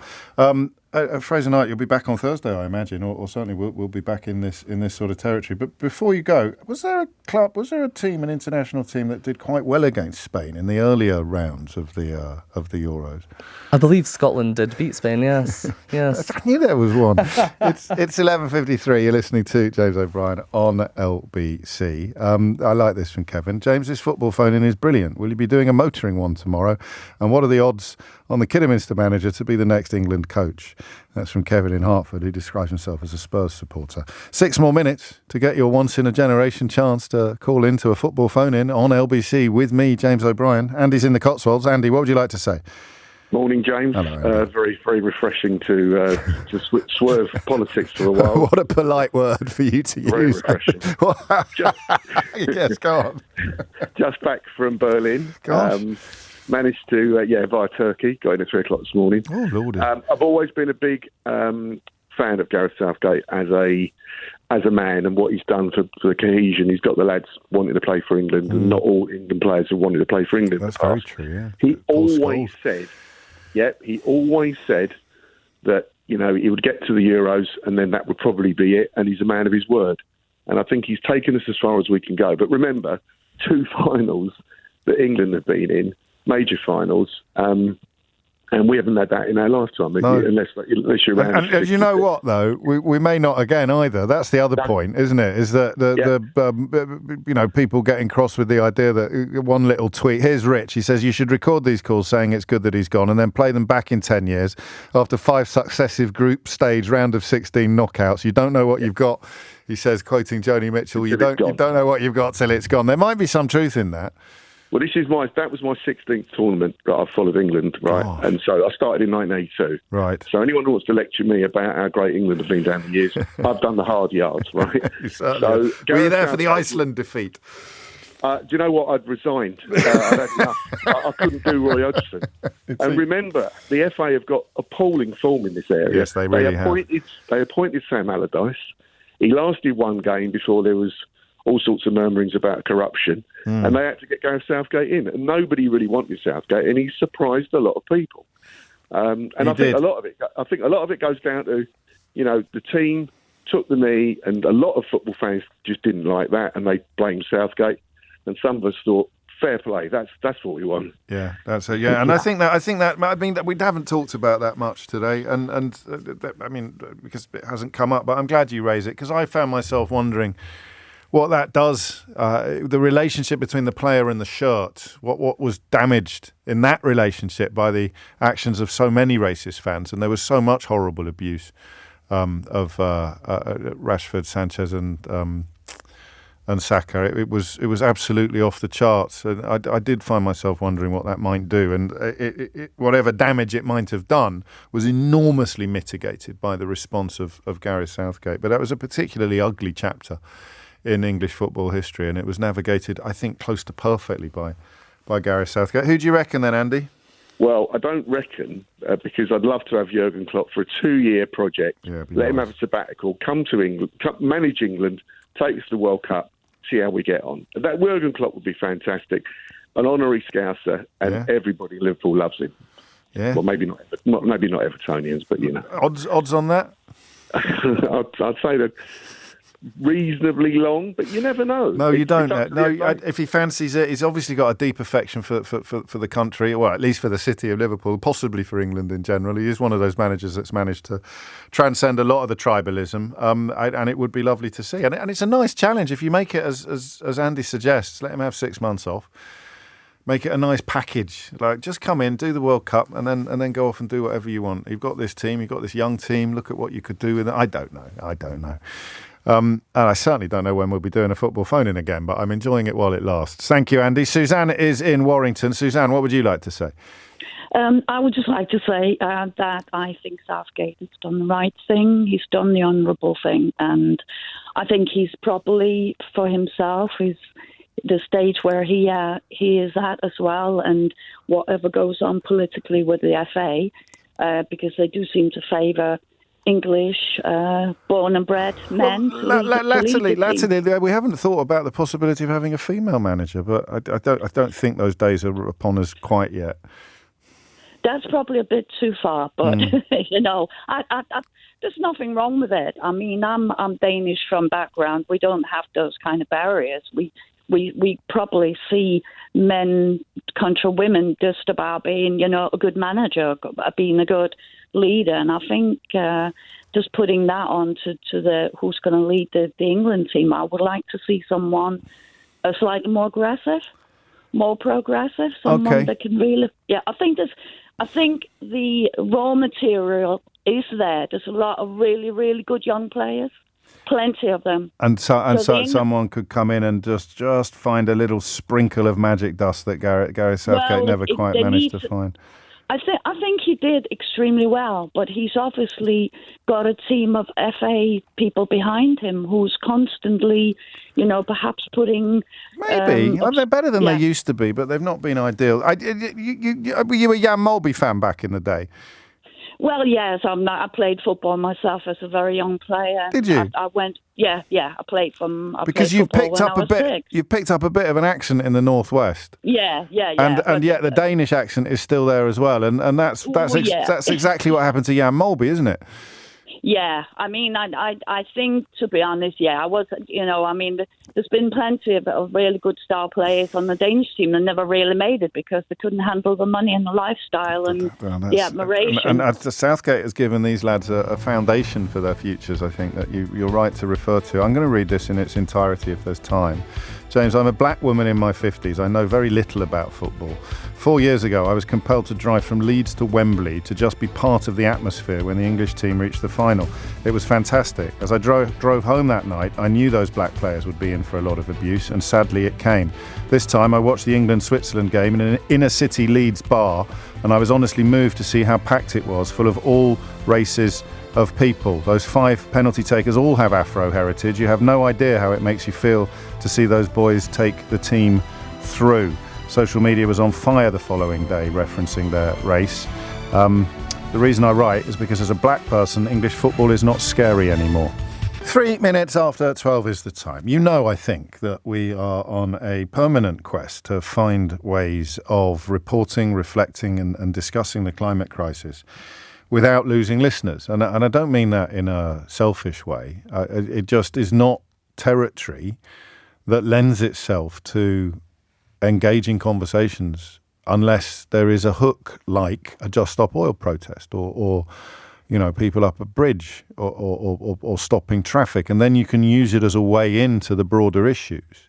But the idea that it is the single most important issue facing humanity is, to me, irrefutable. And that, bizarrely, doesn't translate into something that we can and should talk about. Well, there's a difference between can and should, isn't there? Something that we can talk about on the programme every day. And remember, I'm commercial. It's not the BBC. They could, if they wanted to, do stuff on climate change every single day. But we can't, unless it's the most commercially engaging content that is available to us. I'm just reminding you of that in the hope that it might help you understand why we don't do it even more often on this programme than we currently do. And one thing I've learned when we have done it, and it came into focus, didn't it, with that film, that Leonardo DiCaprio film on Netflix a couple of Christmases ago, Don't Look Up. That really speaks to what I've just tried to articulate, the dichotomy in our species, a dichotomy among humans between the two extremes. One extreme is we're going to completely ignore it. We're even perhaps, and unfortunately, certainly on the other side of the Atlantic, these people are now on the march. We're not just going to completely ignore it, we're going to claim that it's not real, or we're going to deny the necessity of addressing it. And again, it's always the same with racists and xenophobes, isn't it? The bleed from anti-immigration rhetoric into anti-net zero rhetoric is almost complete. It's not a Venn diagram, it's a circle. And yet, of course, one of the biggest impacts of not seeking to address climate change is going to be the migrations of people on a scale that we've possibly never seen before. But hey-ho, there's never any logic once you let the racists in the room. And at the other extreme, you've got people who live in a state of existential dread. People who have, and I think on the generational scale, the younger you are, the more likely you are perhaps to recognise this, although that's a general observation. It's certainly not an exclusive one. There will be plenty of people who are older than me who feel what is being called by doctors eco-distress a lot more keenly than I do. Sometimes it's not like Don't Look Up when they used a meteor heading towards Earth as an allegory for climate change, and the response from the planet, from the people on the planet, was exactly the same in many ways as it is to climate change, albeit that the threat wasn't as immediately visible. The temptation not to look up is the same as not to look in, and the reason why you don't look in to this Pandora's box of potential horrors is because you haven't got the bandwidth, never mind the inclination, to process the full implications of what is potentially on the horizon. The Royal College, and then, of course, as if like night following day, as some institutions, staffed exclusively by experts, seek to address some of these issues, up pops the Daily Mail to throw its toys out the pram and whine about it. Now doctors told to lecture us on climate change. Yeah. I mean, for heaven's sake. Actually, there's another article today. I can't remember where it was, probably the Daily Mail. There's someone saying, I smoke because everyone tells me not to. I handed out cigarettes at my wedding because we're sick of being told. No, you smoke because you're chemically addicted to it, mate. You don't smoke because you're some sort of Citizen Smith activist who's sticking it to the man by massively increasing the chances of giving yourself and the people around you lung cancer and countless other diseases. It's sort of pathetic whining that comes from the people who cast themselves usually as the anti-snowflake. I'm anti-snowflake, but I never stop whining about everything. It's just bizarre, that projection, isn't it? So the therapists say, is that if I point one finger at you, there are three fingers pointing back at me, and a thumb sort of up. It's 8 minutes after 12, because this is obviously real, isn't it? there are many reasons why you would want doctors to be looking out for eco-distress and using their opportunities as trusted members of the community to point it out. I mean, not least skin cancer. The necessity of having cream on when you're out in the sun is not a conclusion of climate change. You could catch skin cancer from being out in the sun too much before we even had the phrase climate change in our shared vocabulary. But goodness me, the necessity of being aware of it, the idea that that's controversial, even by the standards of the Daily Mail, is frankly hilarious, isn't it? But that's not really what I want to talk about, the wisdom of the Royal College of Physicians urging its members to do a little bit more to raise awareness. What I want to talk about is the reality of eco-distress. And I want you simply to tell me when it kicked in, when and why it kicked in. But you recognise what is meant by eco-distress. It's a level of anxiety and depression caused not by climate change per se, but equally by the prospect of what will happen if we don't get our finger out. So it's climate change and lethargy, I suspect, that feeds into eco-distress more than anything else. It's not exclusively climate change and it's not exclusively lethargy. It's what happens when you marry the two together. And obviously the second thing I want to know is what it's like. What does it feel like? I get it with people who've done the Just Stop Oil training. That I think really brings home the sense of urgency that would almost inevitably lead to eco-distress. That's quite interesting as well. The more you get it, the more likely you are to get eco-distress. And there's something quite human about self-protection. This is another reason why that film was so good. I know that if I immersed myself further into climate change science, I would be more anxious and depressed than I am already. I'm not happily particularly anxious or depressed at this stage in my life, but like all human beings, I have a capacity for it. And I know, so for example, at the moment, I'm anxious and depressed about Donald Trump's likely victory in November because his fascistic tendencies are undeniable now. Even the man he's elected as his running mate has described him or compared him to Hitler in the past. So the idea that it's just sort of lefty snowflakes that worry about Trump's tendencies towards the authoritarian is absurd. His own running mate compared him to Hitler not long ago in a message to a friend that has been made public, I think, since the announcement was made. And that makes me anxious and depressed, but I can't not know about it. I can't not follow Donald Trump's march to the White House. And if I somehow, so I'll be on holiday next week, and I will make a conscious effort not to get too plugged into American politics particularly, but politics in general. And when I come back, you'll notice there'll be a lightness in my tone for a few weeks that is not there now because I'm coming to the end of a long shift. So the knowledge that immersing myself still further into climate change science would make me more anxious and depressed becomes, I think, subconsciously, but now consciously, because I'm saying it out loud, it becomes subconsciously and consciously a reason not to do it. And that is a knot I can't undo. That is a knot I can't unravel. That is the central premise, the psychological genius at the heart of the Don't Look Up film. If you haven't seen it, I won't tell you how it ends.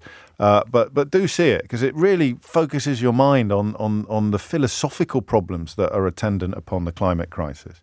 Why on earth would I do something that will make me anxious and depressed? Look, I know the obvious answer is because there are more important things than your mental health, James, or there are more important things than your anxiety and depression. What about the future of the species, man? I know you're right. But I can't affect the future of the species anywhere near as profoundly as I can affect my own mental health. Why would I choose to do something that's going to make me more anxious and depressed? That's not the angle I was expecting to adopt on this story, but I felt a need for a kind of mea culpa when I know that I'll be speaking to people who feel this crisis more keenly than I do. I want to know why you feel it more keenly than others. Maybe don't use me as the example. What made the penny drop for you? When and why did the penny drop? Did the eco-distress kick in? Anxiety and depression caused by climate change. And my cautious suggestion that the more you understand it, then the more likely you are to suffer from anxiety and depression about it. I don't know how you break that conundrum. Maybe the fact that you're doing something about it mitigates your anxiety. Does it? Does it? I don't know. So what spawned it? When did it kick in to move from a general unease about climate change, a general understanding of it being a bad thing, to an actual identifiable condition, if you like, that is called eco-distress and used to describe the specific anxiety and depression caused by contemplating and understanding climate change? So what did it for you? And what is it exactly, in your words? What does it feel like? It's coming up to 12:15. You are listening to James O'Brien on LBC. And the number you need to contribute to this conversation, which is the most important conversation we will ever have, and yet is somehow not important enough for us to talk about endlessly every day, 0345 6060 is the number that you need. It's 12:15. It is 17 minutes after 12. I actually, unintentionally, Ollie, you've crystallised what I was trying to say in the last 10 minutes.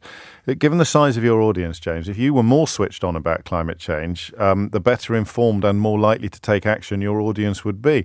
Yeah, but the more I explain about climate change to my audience, the more likely they are to contract eco-distress and become anxious and depressed. And what are you going to do if your radio is making you anxious and depressed? Click. You're going to turn over to Smooth, aren't you?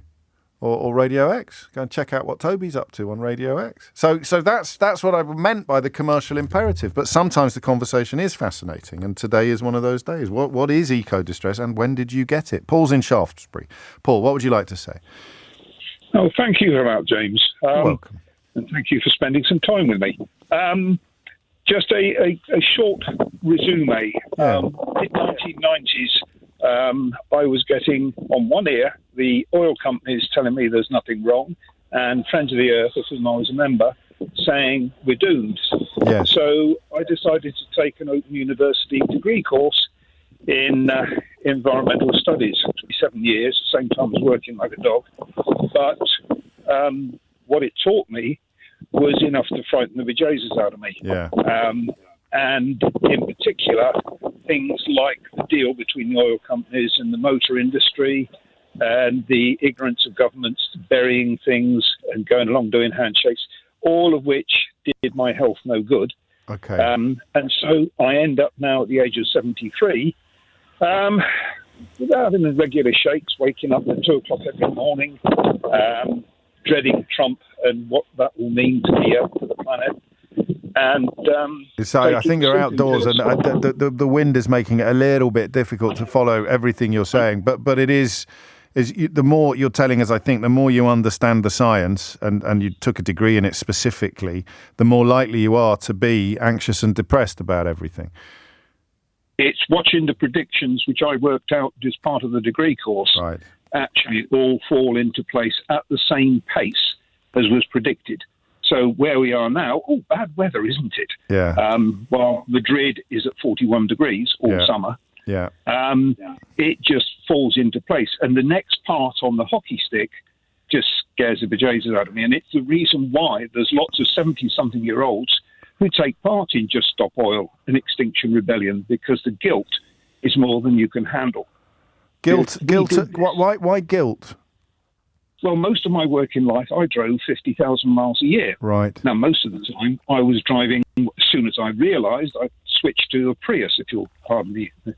And since 2020, I've switched to an electric car. Right. But, you watch and listen to the absolute Jesus rubbish how bad. I know, and I'm getting a few through already. I mean, someone recommends an author to me who I haven't heard of before. I Google their name, and lo and behold, they've worked for the Cato Institute and the Ayn Rand Institute, so secretly funded think tanks that are almost certainly, or quite possibly, receiving, because they're secretly funded, we won't know, money from fossil fuel companies, and then they write books saying we should use more fossil fuels. I mean, how can people recommend stuff like that to someone like me without having done the most cursory research themselves?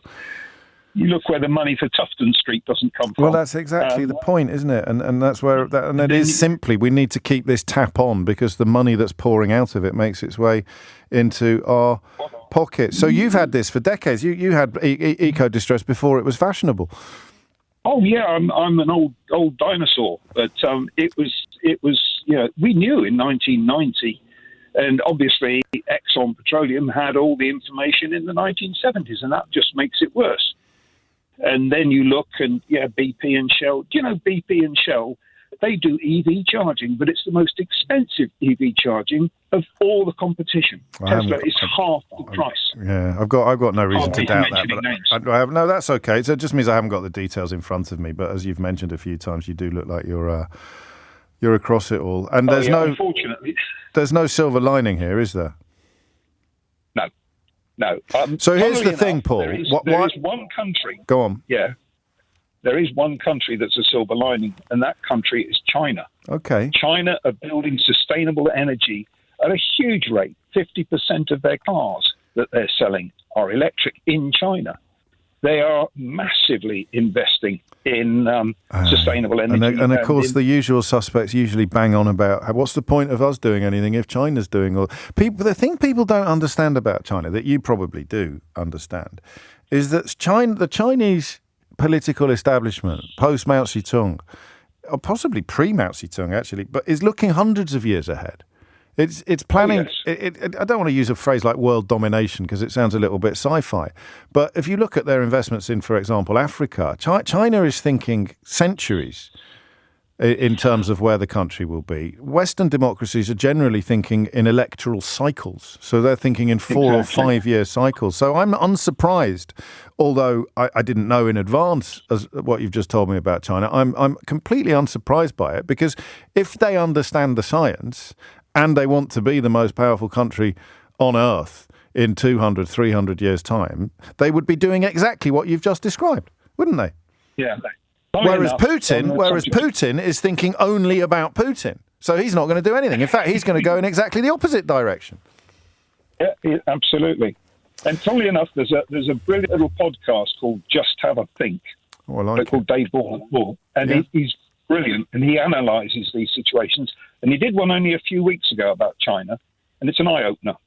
I mean, it's a good recommendation. I'm always slightly wary when these recommendations go out what's the word I want? Unvetted, yeah. No, it wasn't quite the word I wanted, but that'll do. Thank you. Unvetted. But you seem like a stand-up guy, Paul. I'm not going to ask you the question on the tip of my tongue, but I'll tell you what it is. I won't let Paul answer it because I don't want to upset him. Why would I want to be like that? Why would I want to be waking up I mean, I probably should be, and maybe as I get older I will be. But that's the problem here. That is the problem here. Very simply put. Why would you want to avail yourself of the information more if it's going to make you so unhappy? That's a human condition. It's the problem at the heart of all of these discussions. But you've still got to have them. And we will. Thank you, Paul. I think I said Just Stop Oil earlier when I talked about the training. I meant Extinction Rebellion, didn't I? They're the ones that do the courses, and we've had callers over the years. In fact, I've got a very close friend who's been on the course and been arrested, in fact, on one of those protests, and that eco-distress being a big driving force. If you didn't have it before you went on that course, I think you'd have it afterwards. Todd's in Rickmansworth. Todd, what would you like to say? Hi, James. Thanks for raising awareness of this really important topic. I'm a former airline pilot, and I have had eco-anxiety or eco-distress or eco-empathy, eco-awareness, whatever you want to call it, recognised by a psychiatrist at the Civil Aviation Authority. Wow. Because it now affects my ability to carry out my job safely and operate an aircraft, essentially. And, I was wanting to be a pilot since I was 5 years old, grew up on a council estate. It was an absolute dream for me. And I studied meteorology in my pilot training, was never once told that Earth's systems were breaking down rapidly. And it wasn't until I had my medical revoked about 5 or 6 years ago and went off to Peru. I was at a place called Rainbow Mountain, which is 100 meters lower than Everest Base Camp, and the snow had completely melted on top. And the guide was telling me that Peru was one of the first countries to be hit by the climate crisis. And I was like, what? This was in 2018, and that planted a seed, James. I stayed in denial for a couple more years. I wanted to get my medical back, get back to the job, and help my mum and dad. Yeah. But yeah, one thing led to another. I got bitten by a tick in Richmond Park, diagnosed with Lyme disease. Thankfully got over that, but that's much more common due to milder winters and warmer summers. And then, of course, the pandemic happened, and enough was enough. So I joined Extinction Rebellion and was put through spokesperson training. And yeah, I kind of came in. Yeah, I can't. Well, it's a heading for extinction talk you're referring to, the course, and it's terrifying. Yeah, but I'd already kind of looked at the climate science before that. I could see the direction of travel, and as pilots, we're trained to think free from bias, to mitigate risk, to preserve life. So, if I couldn't take action, and with the pandemic, it felt like we realised you can't do both. You can't mitigate risk and fly jumbo jets.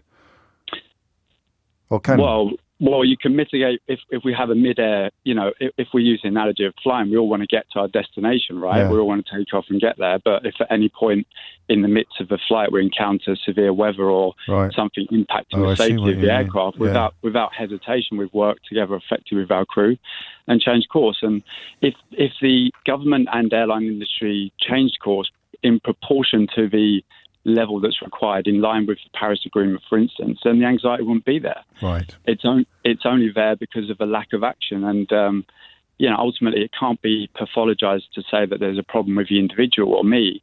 It's a perfectly healthy and rational response to an existential threat. And yes, but I mean, so I didn't mean to suggest otherwise. That's why I talked about the prospect of Donald Trump getting into the White House. That makes me anxious and depressed. But it's also, it should be the logical response of anybody who understands anything. But it is still a mental health issue. Yeah, anxiety and depression, whether they're logical or not, if you see what I mean, are mental health issues, aren't they? That's all I'm saying. Yeah.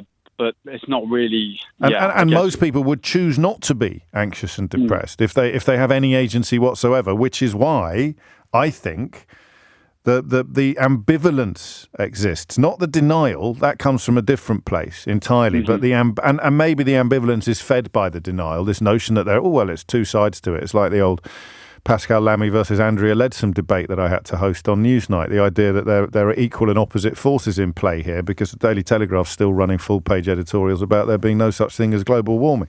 I don't know if it is. That's a figure of speech. But for the person in the middle to choose not to be anxious or depressed, that's the big challenge, actually, is to get them on board in a way that they're going to want to be. And I don't know that anyone can do that, Todd. And go on. Yeah. I mean, from my experience, one of the things that's just quite clear to me is that, when there's a saber-toothed tiger in the jungle and we can see it in the moment and we can respond to it, and our nervous systems are quite good with that. But, with the saber-toothed tiger off on the mountain with us in sight and this distant threat, which isn't right here now, people can't really respond to that in a way without engaging with the science, which does lead to that nervous system response. It's a vicious cycle. Why do you think you responded to it so much more than others in your line of work or in your peer group or in your generation? I'm not quite sure. No. I mean, I know that I'm a big picture thinker, and for me, when I studied meteorology, to see the interconnected nature of weather systems and the trajectory it was on, it just felt very clear. I do find today, having gone through 2 years of absolute despair and panic, I have found a place where I can manage the anxiety. I'm a quote unquote activist for about a third of my life. It's not a 7-day-a-week, 24-hour-day thing like it was. I've found a way to live with it, and I think that's really important. And that's taken time. I've been with a therapist who's an expert on this for the last 4.5 years. And she's co-authored papers that studied 10,000 young people in the Lancet around the world. Wow. And this is a real issue, Well, you're talking about balance, aren't you? Yeah. In terms of your mental equilibrium and being comfortable that you're doing your bit without it being allowed to take over your entire life. Yeah. That's so helpful to me, Todd. Thank you. That really is. You've opened up dimensions, both callers actually so far, both drawing on quite high-level academic study to explain their distress, if you like. And that is almost the definition of evidence-based, isn't it? Thank you. 12:30 is the time. Jenny Barsby has your headlines. 12:33, you're listening to James O'Brien on LBC, where we're looking at eco-distress. And I hope this is helpful.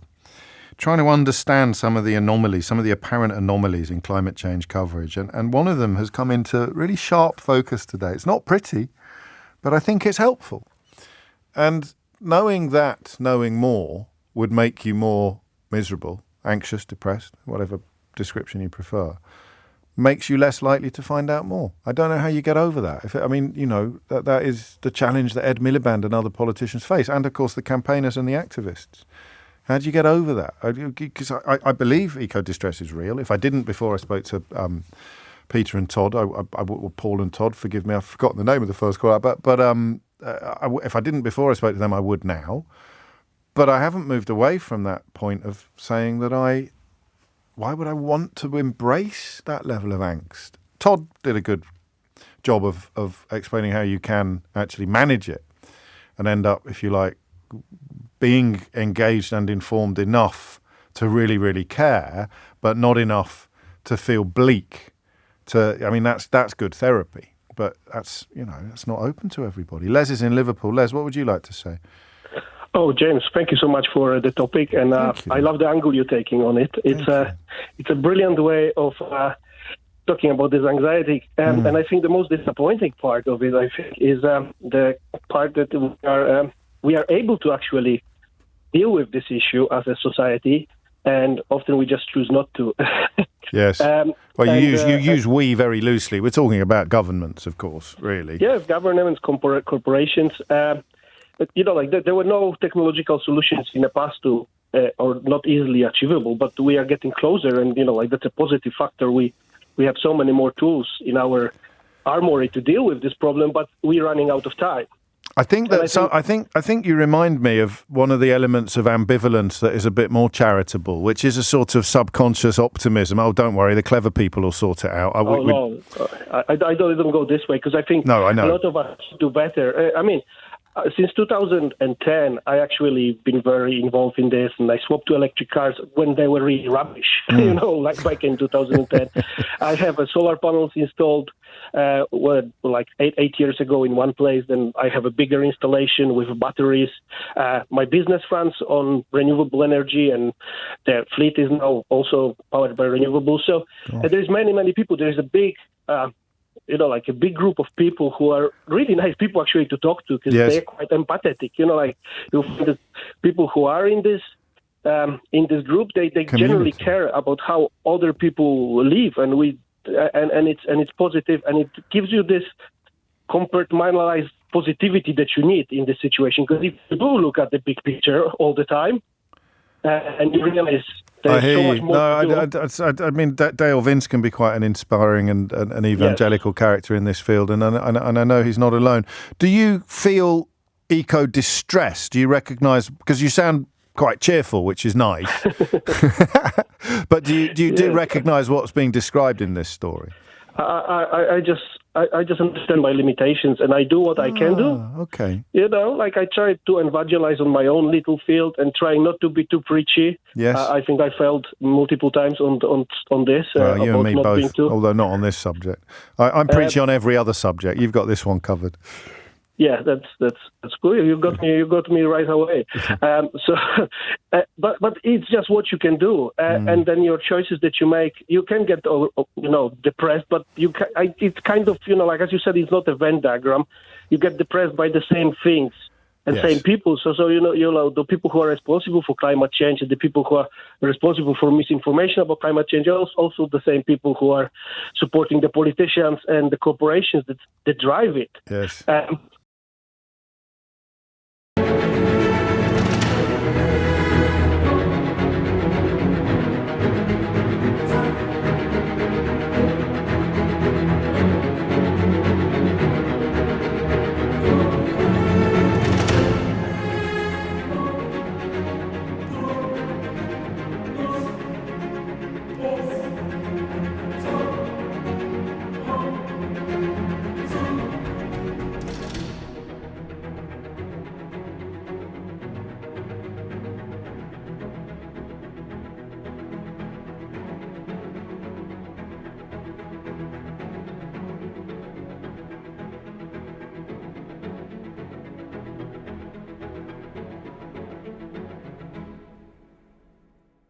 And, I'm ex-Catholic atheist person for last 20 years. Okay. And I kind of find heading more towards Buddhist, it's kind of philosophy Zen on this. Okay, yeah, well, because you need to, and that way you can hold all of the conflicting thoughts in your mind at the same time, and that well, that's nice, isn't it? That's 2 calls on the trot that have managed to sound quite upbeat about a condition born of angst, born of depression or anxiety.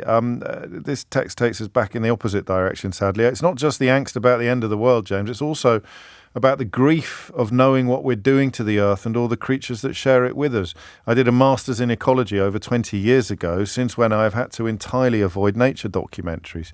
I do get that, but I don't want to be like that. That's the point I'm trying to convey. I think successfully. I hope successfully. Les, thank you. It is 12:38. Ben's in Eastleigh. Ben, what would you like to say? Yeah, hi, James. Thanks for covering this topic.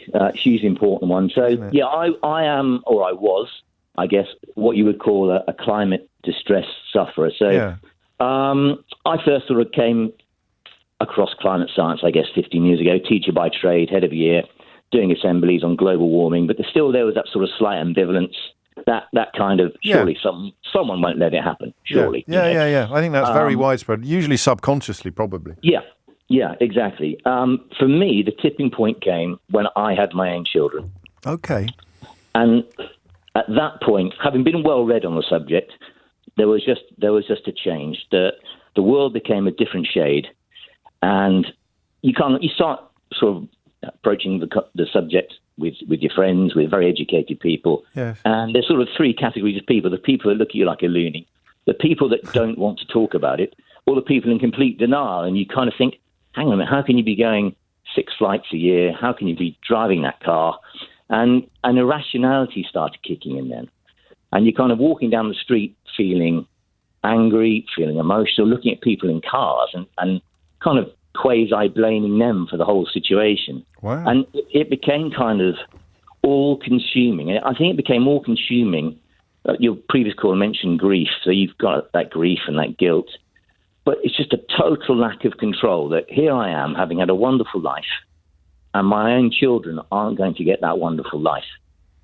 And it was just so difficult to actually to comprehend and to get my head around. And it was like no one was listening. It was kind of like you're making it sound like an anxiety dream, actually. It's like when you try and scream and no sound comes out. It was like that. It was like being frozen in amber, you know, and the rest of the world is moving around you, and people dismissing it as though it's nothing. It's just a change in the weather. And so for me, that sort of built up, and I tried to get some counselling. It was the wrong sort of counselling on reflection, and then I moved towards sort of, birds of a feather stick together. I joined XR, right, involved in the first London protests, joined the Green Party. But unfortunately, that wasn't enough. And I ended up, funny enough, at my sister's wedding, whether it was because it's the day of happiness, maybe the dichotomy tipped me over the edge. Yeah. But I ended up having a breakdown over it all. Gosh. And you think that was the big factor? That was the big factor, yes, wasn't it? Oh, undeniably. And I walked out of that wedding looking for a place to take my own life. I ended up being hospitalised. Now, I'm delighted to say I've had some really brilliant therapy since, and very strong now, and probably much stronger for having broken. Yes. And one thing I've learned is that you're never in control of anything. No, that's very true. Frankly. That's quite Zen, actually. That's why Les was talking about Buddhism. I think you've just sort of happened onto similar territory from a very different angle, haven't you? That's exactly what it is. Exactly. That past is gone, the future hasn't happened yet, and just sort of live in the now. And whereas before I used to look at people and get angry at the way they were living and the way they're sort of dismissing the iceberg that's dead ahead. I now just try and go, okay, well, I can't control what they're doing.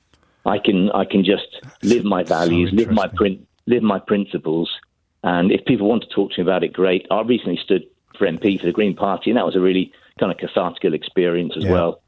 And you have to work through the anxiety to be an effective advocate, don't you? Because otherwise you're going to spiral, as you described. You need advocacy involves engagement and almost a kind of relish for exchanges, a relish for discussion, discourse. Otherwise, you're going to be a rubbish advocate, a rubbish activist. Yeah, that exactly. And I think, the biggest lesson I learned is if you sit and wallow, you'll spiral. It's about, if you're suffering with climate distress, climate anxiety, there's some brilliant help out there. Go and find it. That's so interesting. So I've started this conversation from a point of, this is an interesting thing. Let's talk about it. People like you've been on the journey already and found the place of repose that I started off doubting existed. But to you and to quite a few people getting in touch actually, and to Les, the balance is achievable. It is. I mean, my breakdown was 7 years ago now, 7 years ago. And even though the world has not, you'd argue now is in actually a worse position than it was 7 years ago, I feel much stronger being able to deal with that because inevitably we all end up, at the end of our life's journey somewhere dead. Of course we do. And that's precisely why the Royal College of Physicians is absolutely right to tell doctors to be not to be looking out for this because it's almost Hippocratic Oath territory. It's something they can help with, like you were helped. It is. And I think going forward, my biggest worry, because I'm a teacher, is actually I think we're going to see waves of this amongst younger people. The anxiety it's often held up as perhaps one of the contributing factors to mental health issues. When we stop talking about social media for a second or two, the climate crisis pops up pretty quickly, doesn't it? Yeah. Well, you've done a good job today. You've reached people today. You've touched people today, and that is a mark of the work that you've done and the progress that you've made, the journey that you've been on. Thank you, Ben. It's incredibly helpful and illuminating story that you tell, and it changes the entire topic in a way. Yes, of course, the Daily Mail is still either pretending not to understand it or encouraging other people not to understand it. But the idea that by having medical help, by having healthcare, you can get to a much, much better place. From a place of pain and distress, which they choose to call eco-distress, you can get to the place described by Ben and by Les and by other callers. Graham puts it well. He goes, listening to this guy is amazing. I didn't think this was an issue, and then I realised I actually get the same. But with litter, I can't control it, so I think I need to look at not trying to control it. You accept that's such a crucial part of therapy and some religions. Accepting that you can't control things, and immediately you'll feel your anxiety levels start diminishing. It's why OCD is such an exhausting condition. 12:45 is the time.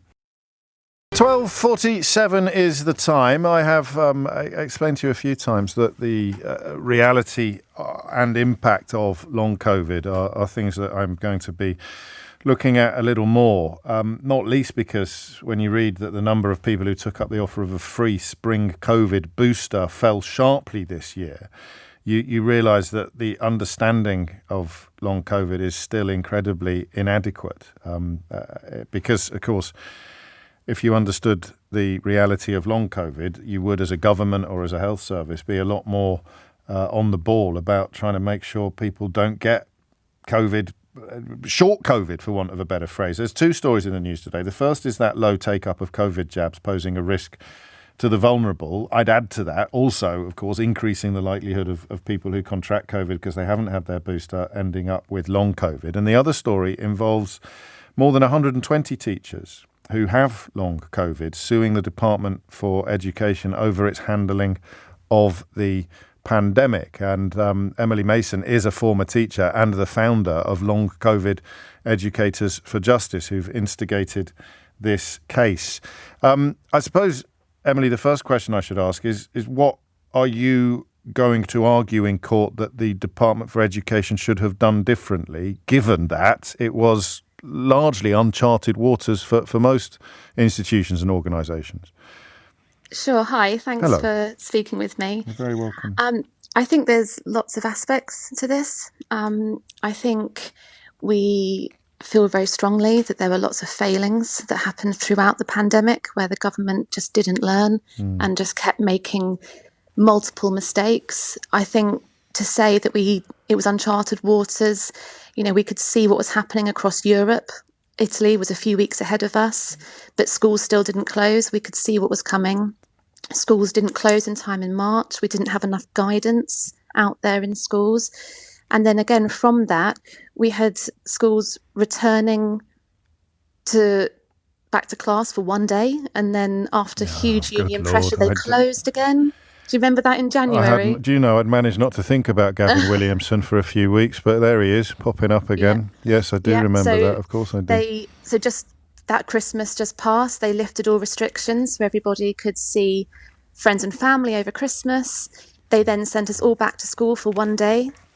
And then, as I said, following that union pressure, they then decided to close again.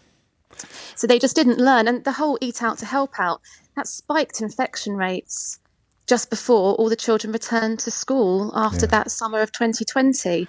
So just total disregard for children and teachers' safety. All of which comes into a much starker light the more you understand about the reality of long COVID, which is where this comes from. Because if long COVID didn't exist, then a lot of this irresponsibility and a lot of this mishandling would not be as controversial or as consequential, because the stakes would have been much lower. So can you talk, for people who need help here, a little through what the condition? I know it can be different for almost every sufferer, but perhaps we could talk a bit about how it's affected you. Sure. It's just been absolutely debilitating exhaustion. I get awful migraines, pain just across my whole body, awful brain fog, low cognitive functioning most days. After this, I'm going to have to probably go back to bed for the rest of the day. Yeah. So it's absolutely ruined my life and that of my families as well. And this is the case for hundreds of teachers up and down the country. And we are just forgotten. And what is the response of the healthcare professionals? What kind of care are you getting? Because this is a fairly inadequate. So I know it's not central to the case that you're bringing, but it's helpful for my listeners to know what your experiences are. It can be really varied up and down the country, and I think because people present with such different symptoms, you fall between consultants sometimes, and there's some counties have long COVID clinics and some don't. So the support in terms of health is not good enough. The support for teachers trying to go for ill health retirement because they're no longer able to work, and the financial support available is also not good enough. You, I hesitate to ask this question, Emily, so forgive me in advance, but do you feel the likelihood of a full recovery for you or for long COVID sufferers in general? The end of my sort of career, as it were, was a doctor telling me that I most likely won't recover from this. And hearing that from a fairly young and ambitious teacher was devastating. And that represents hundreds of teachers. And depending on where you are in your teaching career, can have massive consequences to pension as well. And teachers aren't being given ill health retirement easily. They're having to fight for it. And it's often being declined because people don't know enough about long COVID, and people are still saying that you can recover from it, when actually the picture is hundreds of teachers aren't recovering from it. So I mean, it's not currently classified as an industrial disease or a disability, and yet all of the ramifications you've described would fit into one or both of those categories, wouldn't it? Yeah, absolutely. And some of the unions are trying to push for that, but schools don't have to adhere to it, and certainly Teacher Pension Service aren't acknowledging it. So we've been really just hung out to dry, and as I say, careers over, lives devastated by this. And the thing is, they like I say, they knew that there were problems in school and they failed to do anything about it. They knew there should be ventilation in classrooms. They sent out something like 7,000 ventilators across the country. It wasn't enough to keep the air clean in schools. And as a result, it's not just teachers. Children have been massively affected by long COVID too. And again, they're the forgotten voice. There's almost 55,000 children in the UK with long COVID. And you're right. They're completely ignored as well. Finally, and thank you for your time this morning. The news, when you read about spikes or new variants and simultaneous drops in the number of people getting, I mean, I presume you see another vanguard of long COVID sufferers who've got no idea what might be around the corner for them. Absolutely, because it just doesn't seem like we've learned. No. We're still in classrooms. They're still overcrowded. There isn't the ventilation. We're not talking about clean air. We're not talking about masks. We were told during the pandemic. And you're pandemic, mocked if you do. I mean, some people are mocked if they do. That pendulum seems to have swung very violently in the wrong direction. Everyone's pretending. Forgotten. Yes, exactly that. Yeah, absolutely. We were told not to wear masks, and if we did, we'd face disciplinary action. So now, trying to wear a mask in school, absolutely, you'd be ridiculed for it. And yet you would be doing what you can do to avoid the path that you've found yourself on. Absolutely. But there just isn't enough publication out there about long COVID. No, it's convenient we're going to try for us not to be heard. Yes, well, we're going to try and, in our own small way, try and chip away at that edifice, but we can only do so with the help of people like you. So Emily Mason, the founder of Long COVID Educators for Justice. Many thanks indeed. And it is Emily's organisation that is taking or leading the joint legal action being brought by more than 120 teachers with long COVID, suing the Department of Education over its handling of the pandemic within schools. It's an important and a fascinating story. Emily, do take care. It's 12:55. Gavin Williamson, crikey. If I were a lawyer and I was seeking to prove incompetence, I'd probably be rubbing my hands with glee if Gavin Williamson was anywhere near the story, but I'm not a lawyer and I don't really know what I'm talking about. If you haven't noticed that already, you've probably noticed it by now. Last word, I suspect, on eco-distress to Kirsty, who's in Leicester. Kirsty, what would you like to say? Hi, James. Yeah, I was a Green Party district councillor for 4 years, and I did suffer from eco-distress because I felt people weren't being listened to about it, they were being ridiculed. But I had at the same time... the last topic, a bit like long COVID, actually. There were psychologically similar elements in that, weren't there? Yeah, basically, you were, treated like an idiot. Yes. Or paranoid or weird. And I think that's probably what Emily and some of her colleagues have experienced as well. But back to your journey. How did you move out of that space? Well, unfortunately, about the same time, I had a child that was... severely ill, dangerously ill. So I was very depressed. Only kind of coming out of it now, things have kind of got better. I realised how depressed I was. So I suppose I put everything else to the side, although I was still Green Party district councillor and managed to do that during that time because I felt it was so important. I was the only one on my council. Fortunately now, 2 people have taken over. There's 2 Greens on the council, and I'm hoping now with the new government things will get a bit better, but I still think now what I'm doing is I've stepped back from it and I'm trying to come at it from a positive point of view, and that we have got solutions. And I'm an artist, so I try and paint the beautiful things in the world. Good. That's therapeutic, right? That's therapeutic. That's good for you. It's interesting, isn't it, how all of the calls, or not quite all, but most of the calls have moved through the eco-distress to a place of resolve, if you like, or a safer place, a happier place, a place of balance. So it's why Les's mention of Buddhism was so key. And moving through the anxiety is an absolutely crucial part of being an effective advocate or an effective activist. Kirsty, thank you. We will return to this subject, but as I say, when the moment is right, just as we will talk a lot more about long COVID, because it is clearly something that is affecting thousands of people, 55,000 children, for example, who have had their existences, never mind their education, turned absolutely upside down, while many loud political and media voices are convinced that they're all making it up or that they've got nothing to worry about at all. I did have something funny that was it, yes. This came in at the top of the last hour. And it's a shame it's unsigned because it deserved a little bit more love than it managed to achieve. But someone tuned in at 11 o'clock today and wrote, talking soccer on the it might be an American that's been in touch here, talking soccer on the James O'Brien show. That's like a brain surgeon talking about bingo. It just doesn't sound right. That's very flattering of you. But my favourite was one that I've managed to lose, which simply said, this is footballification gone mad. Having a conversation about football on this show. If you missed any of today's show, you can listen back on Catch Up on Global Player, where you'll also find all of LBC's shows to catch up on, as well as all of Global's live radio stations. Gosh, download Global Player for free from your app store or head to globalplayer.com. Coming up at 4 on LBC, Ben Kentish standing in for Tom Swarbrick, who's currently standing in for Nick Ferrari, but now it's Sheila Fogarty. Ferrari, but now it's Sheila Fogarty. Ferrari, but now it's Sheila Fogarty. Ferrari, but now it's Sheila Fogarty. Ferrari, but now it's Sheila Fogarty. Ferrari, but now it's Sheila Fogarty. Ferrari, but now it's Sheila Fogarty. Ferrari, but now it's Sheila Fogarty. Ferrari, but now it's Sheila Fogarty. Ferrari, but now it's Sheila Fogarty. Ferrari, but now it's Sheila Fogarty. Ferrari, but now it's Sheila Fogarty. Ferrari, but now it's Sheila Fogarty. Ferrari, but now it's Sheila Fogarty. Ferrari, but now it's Sheila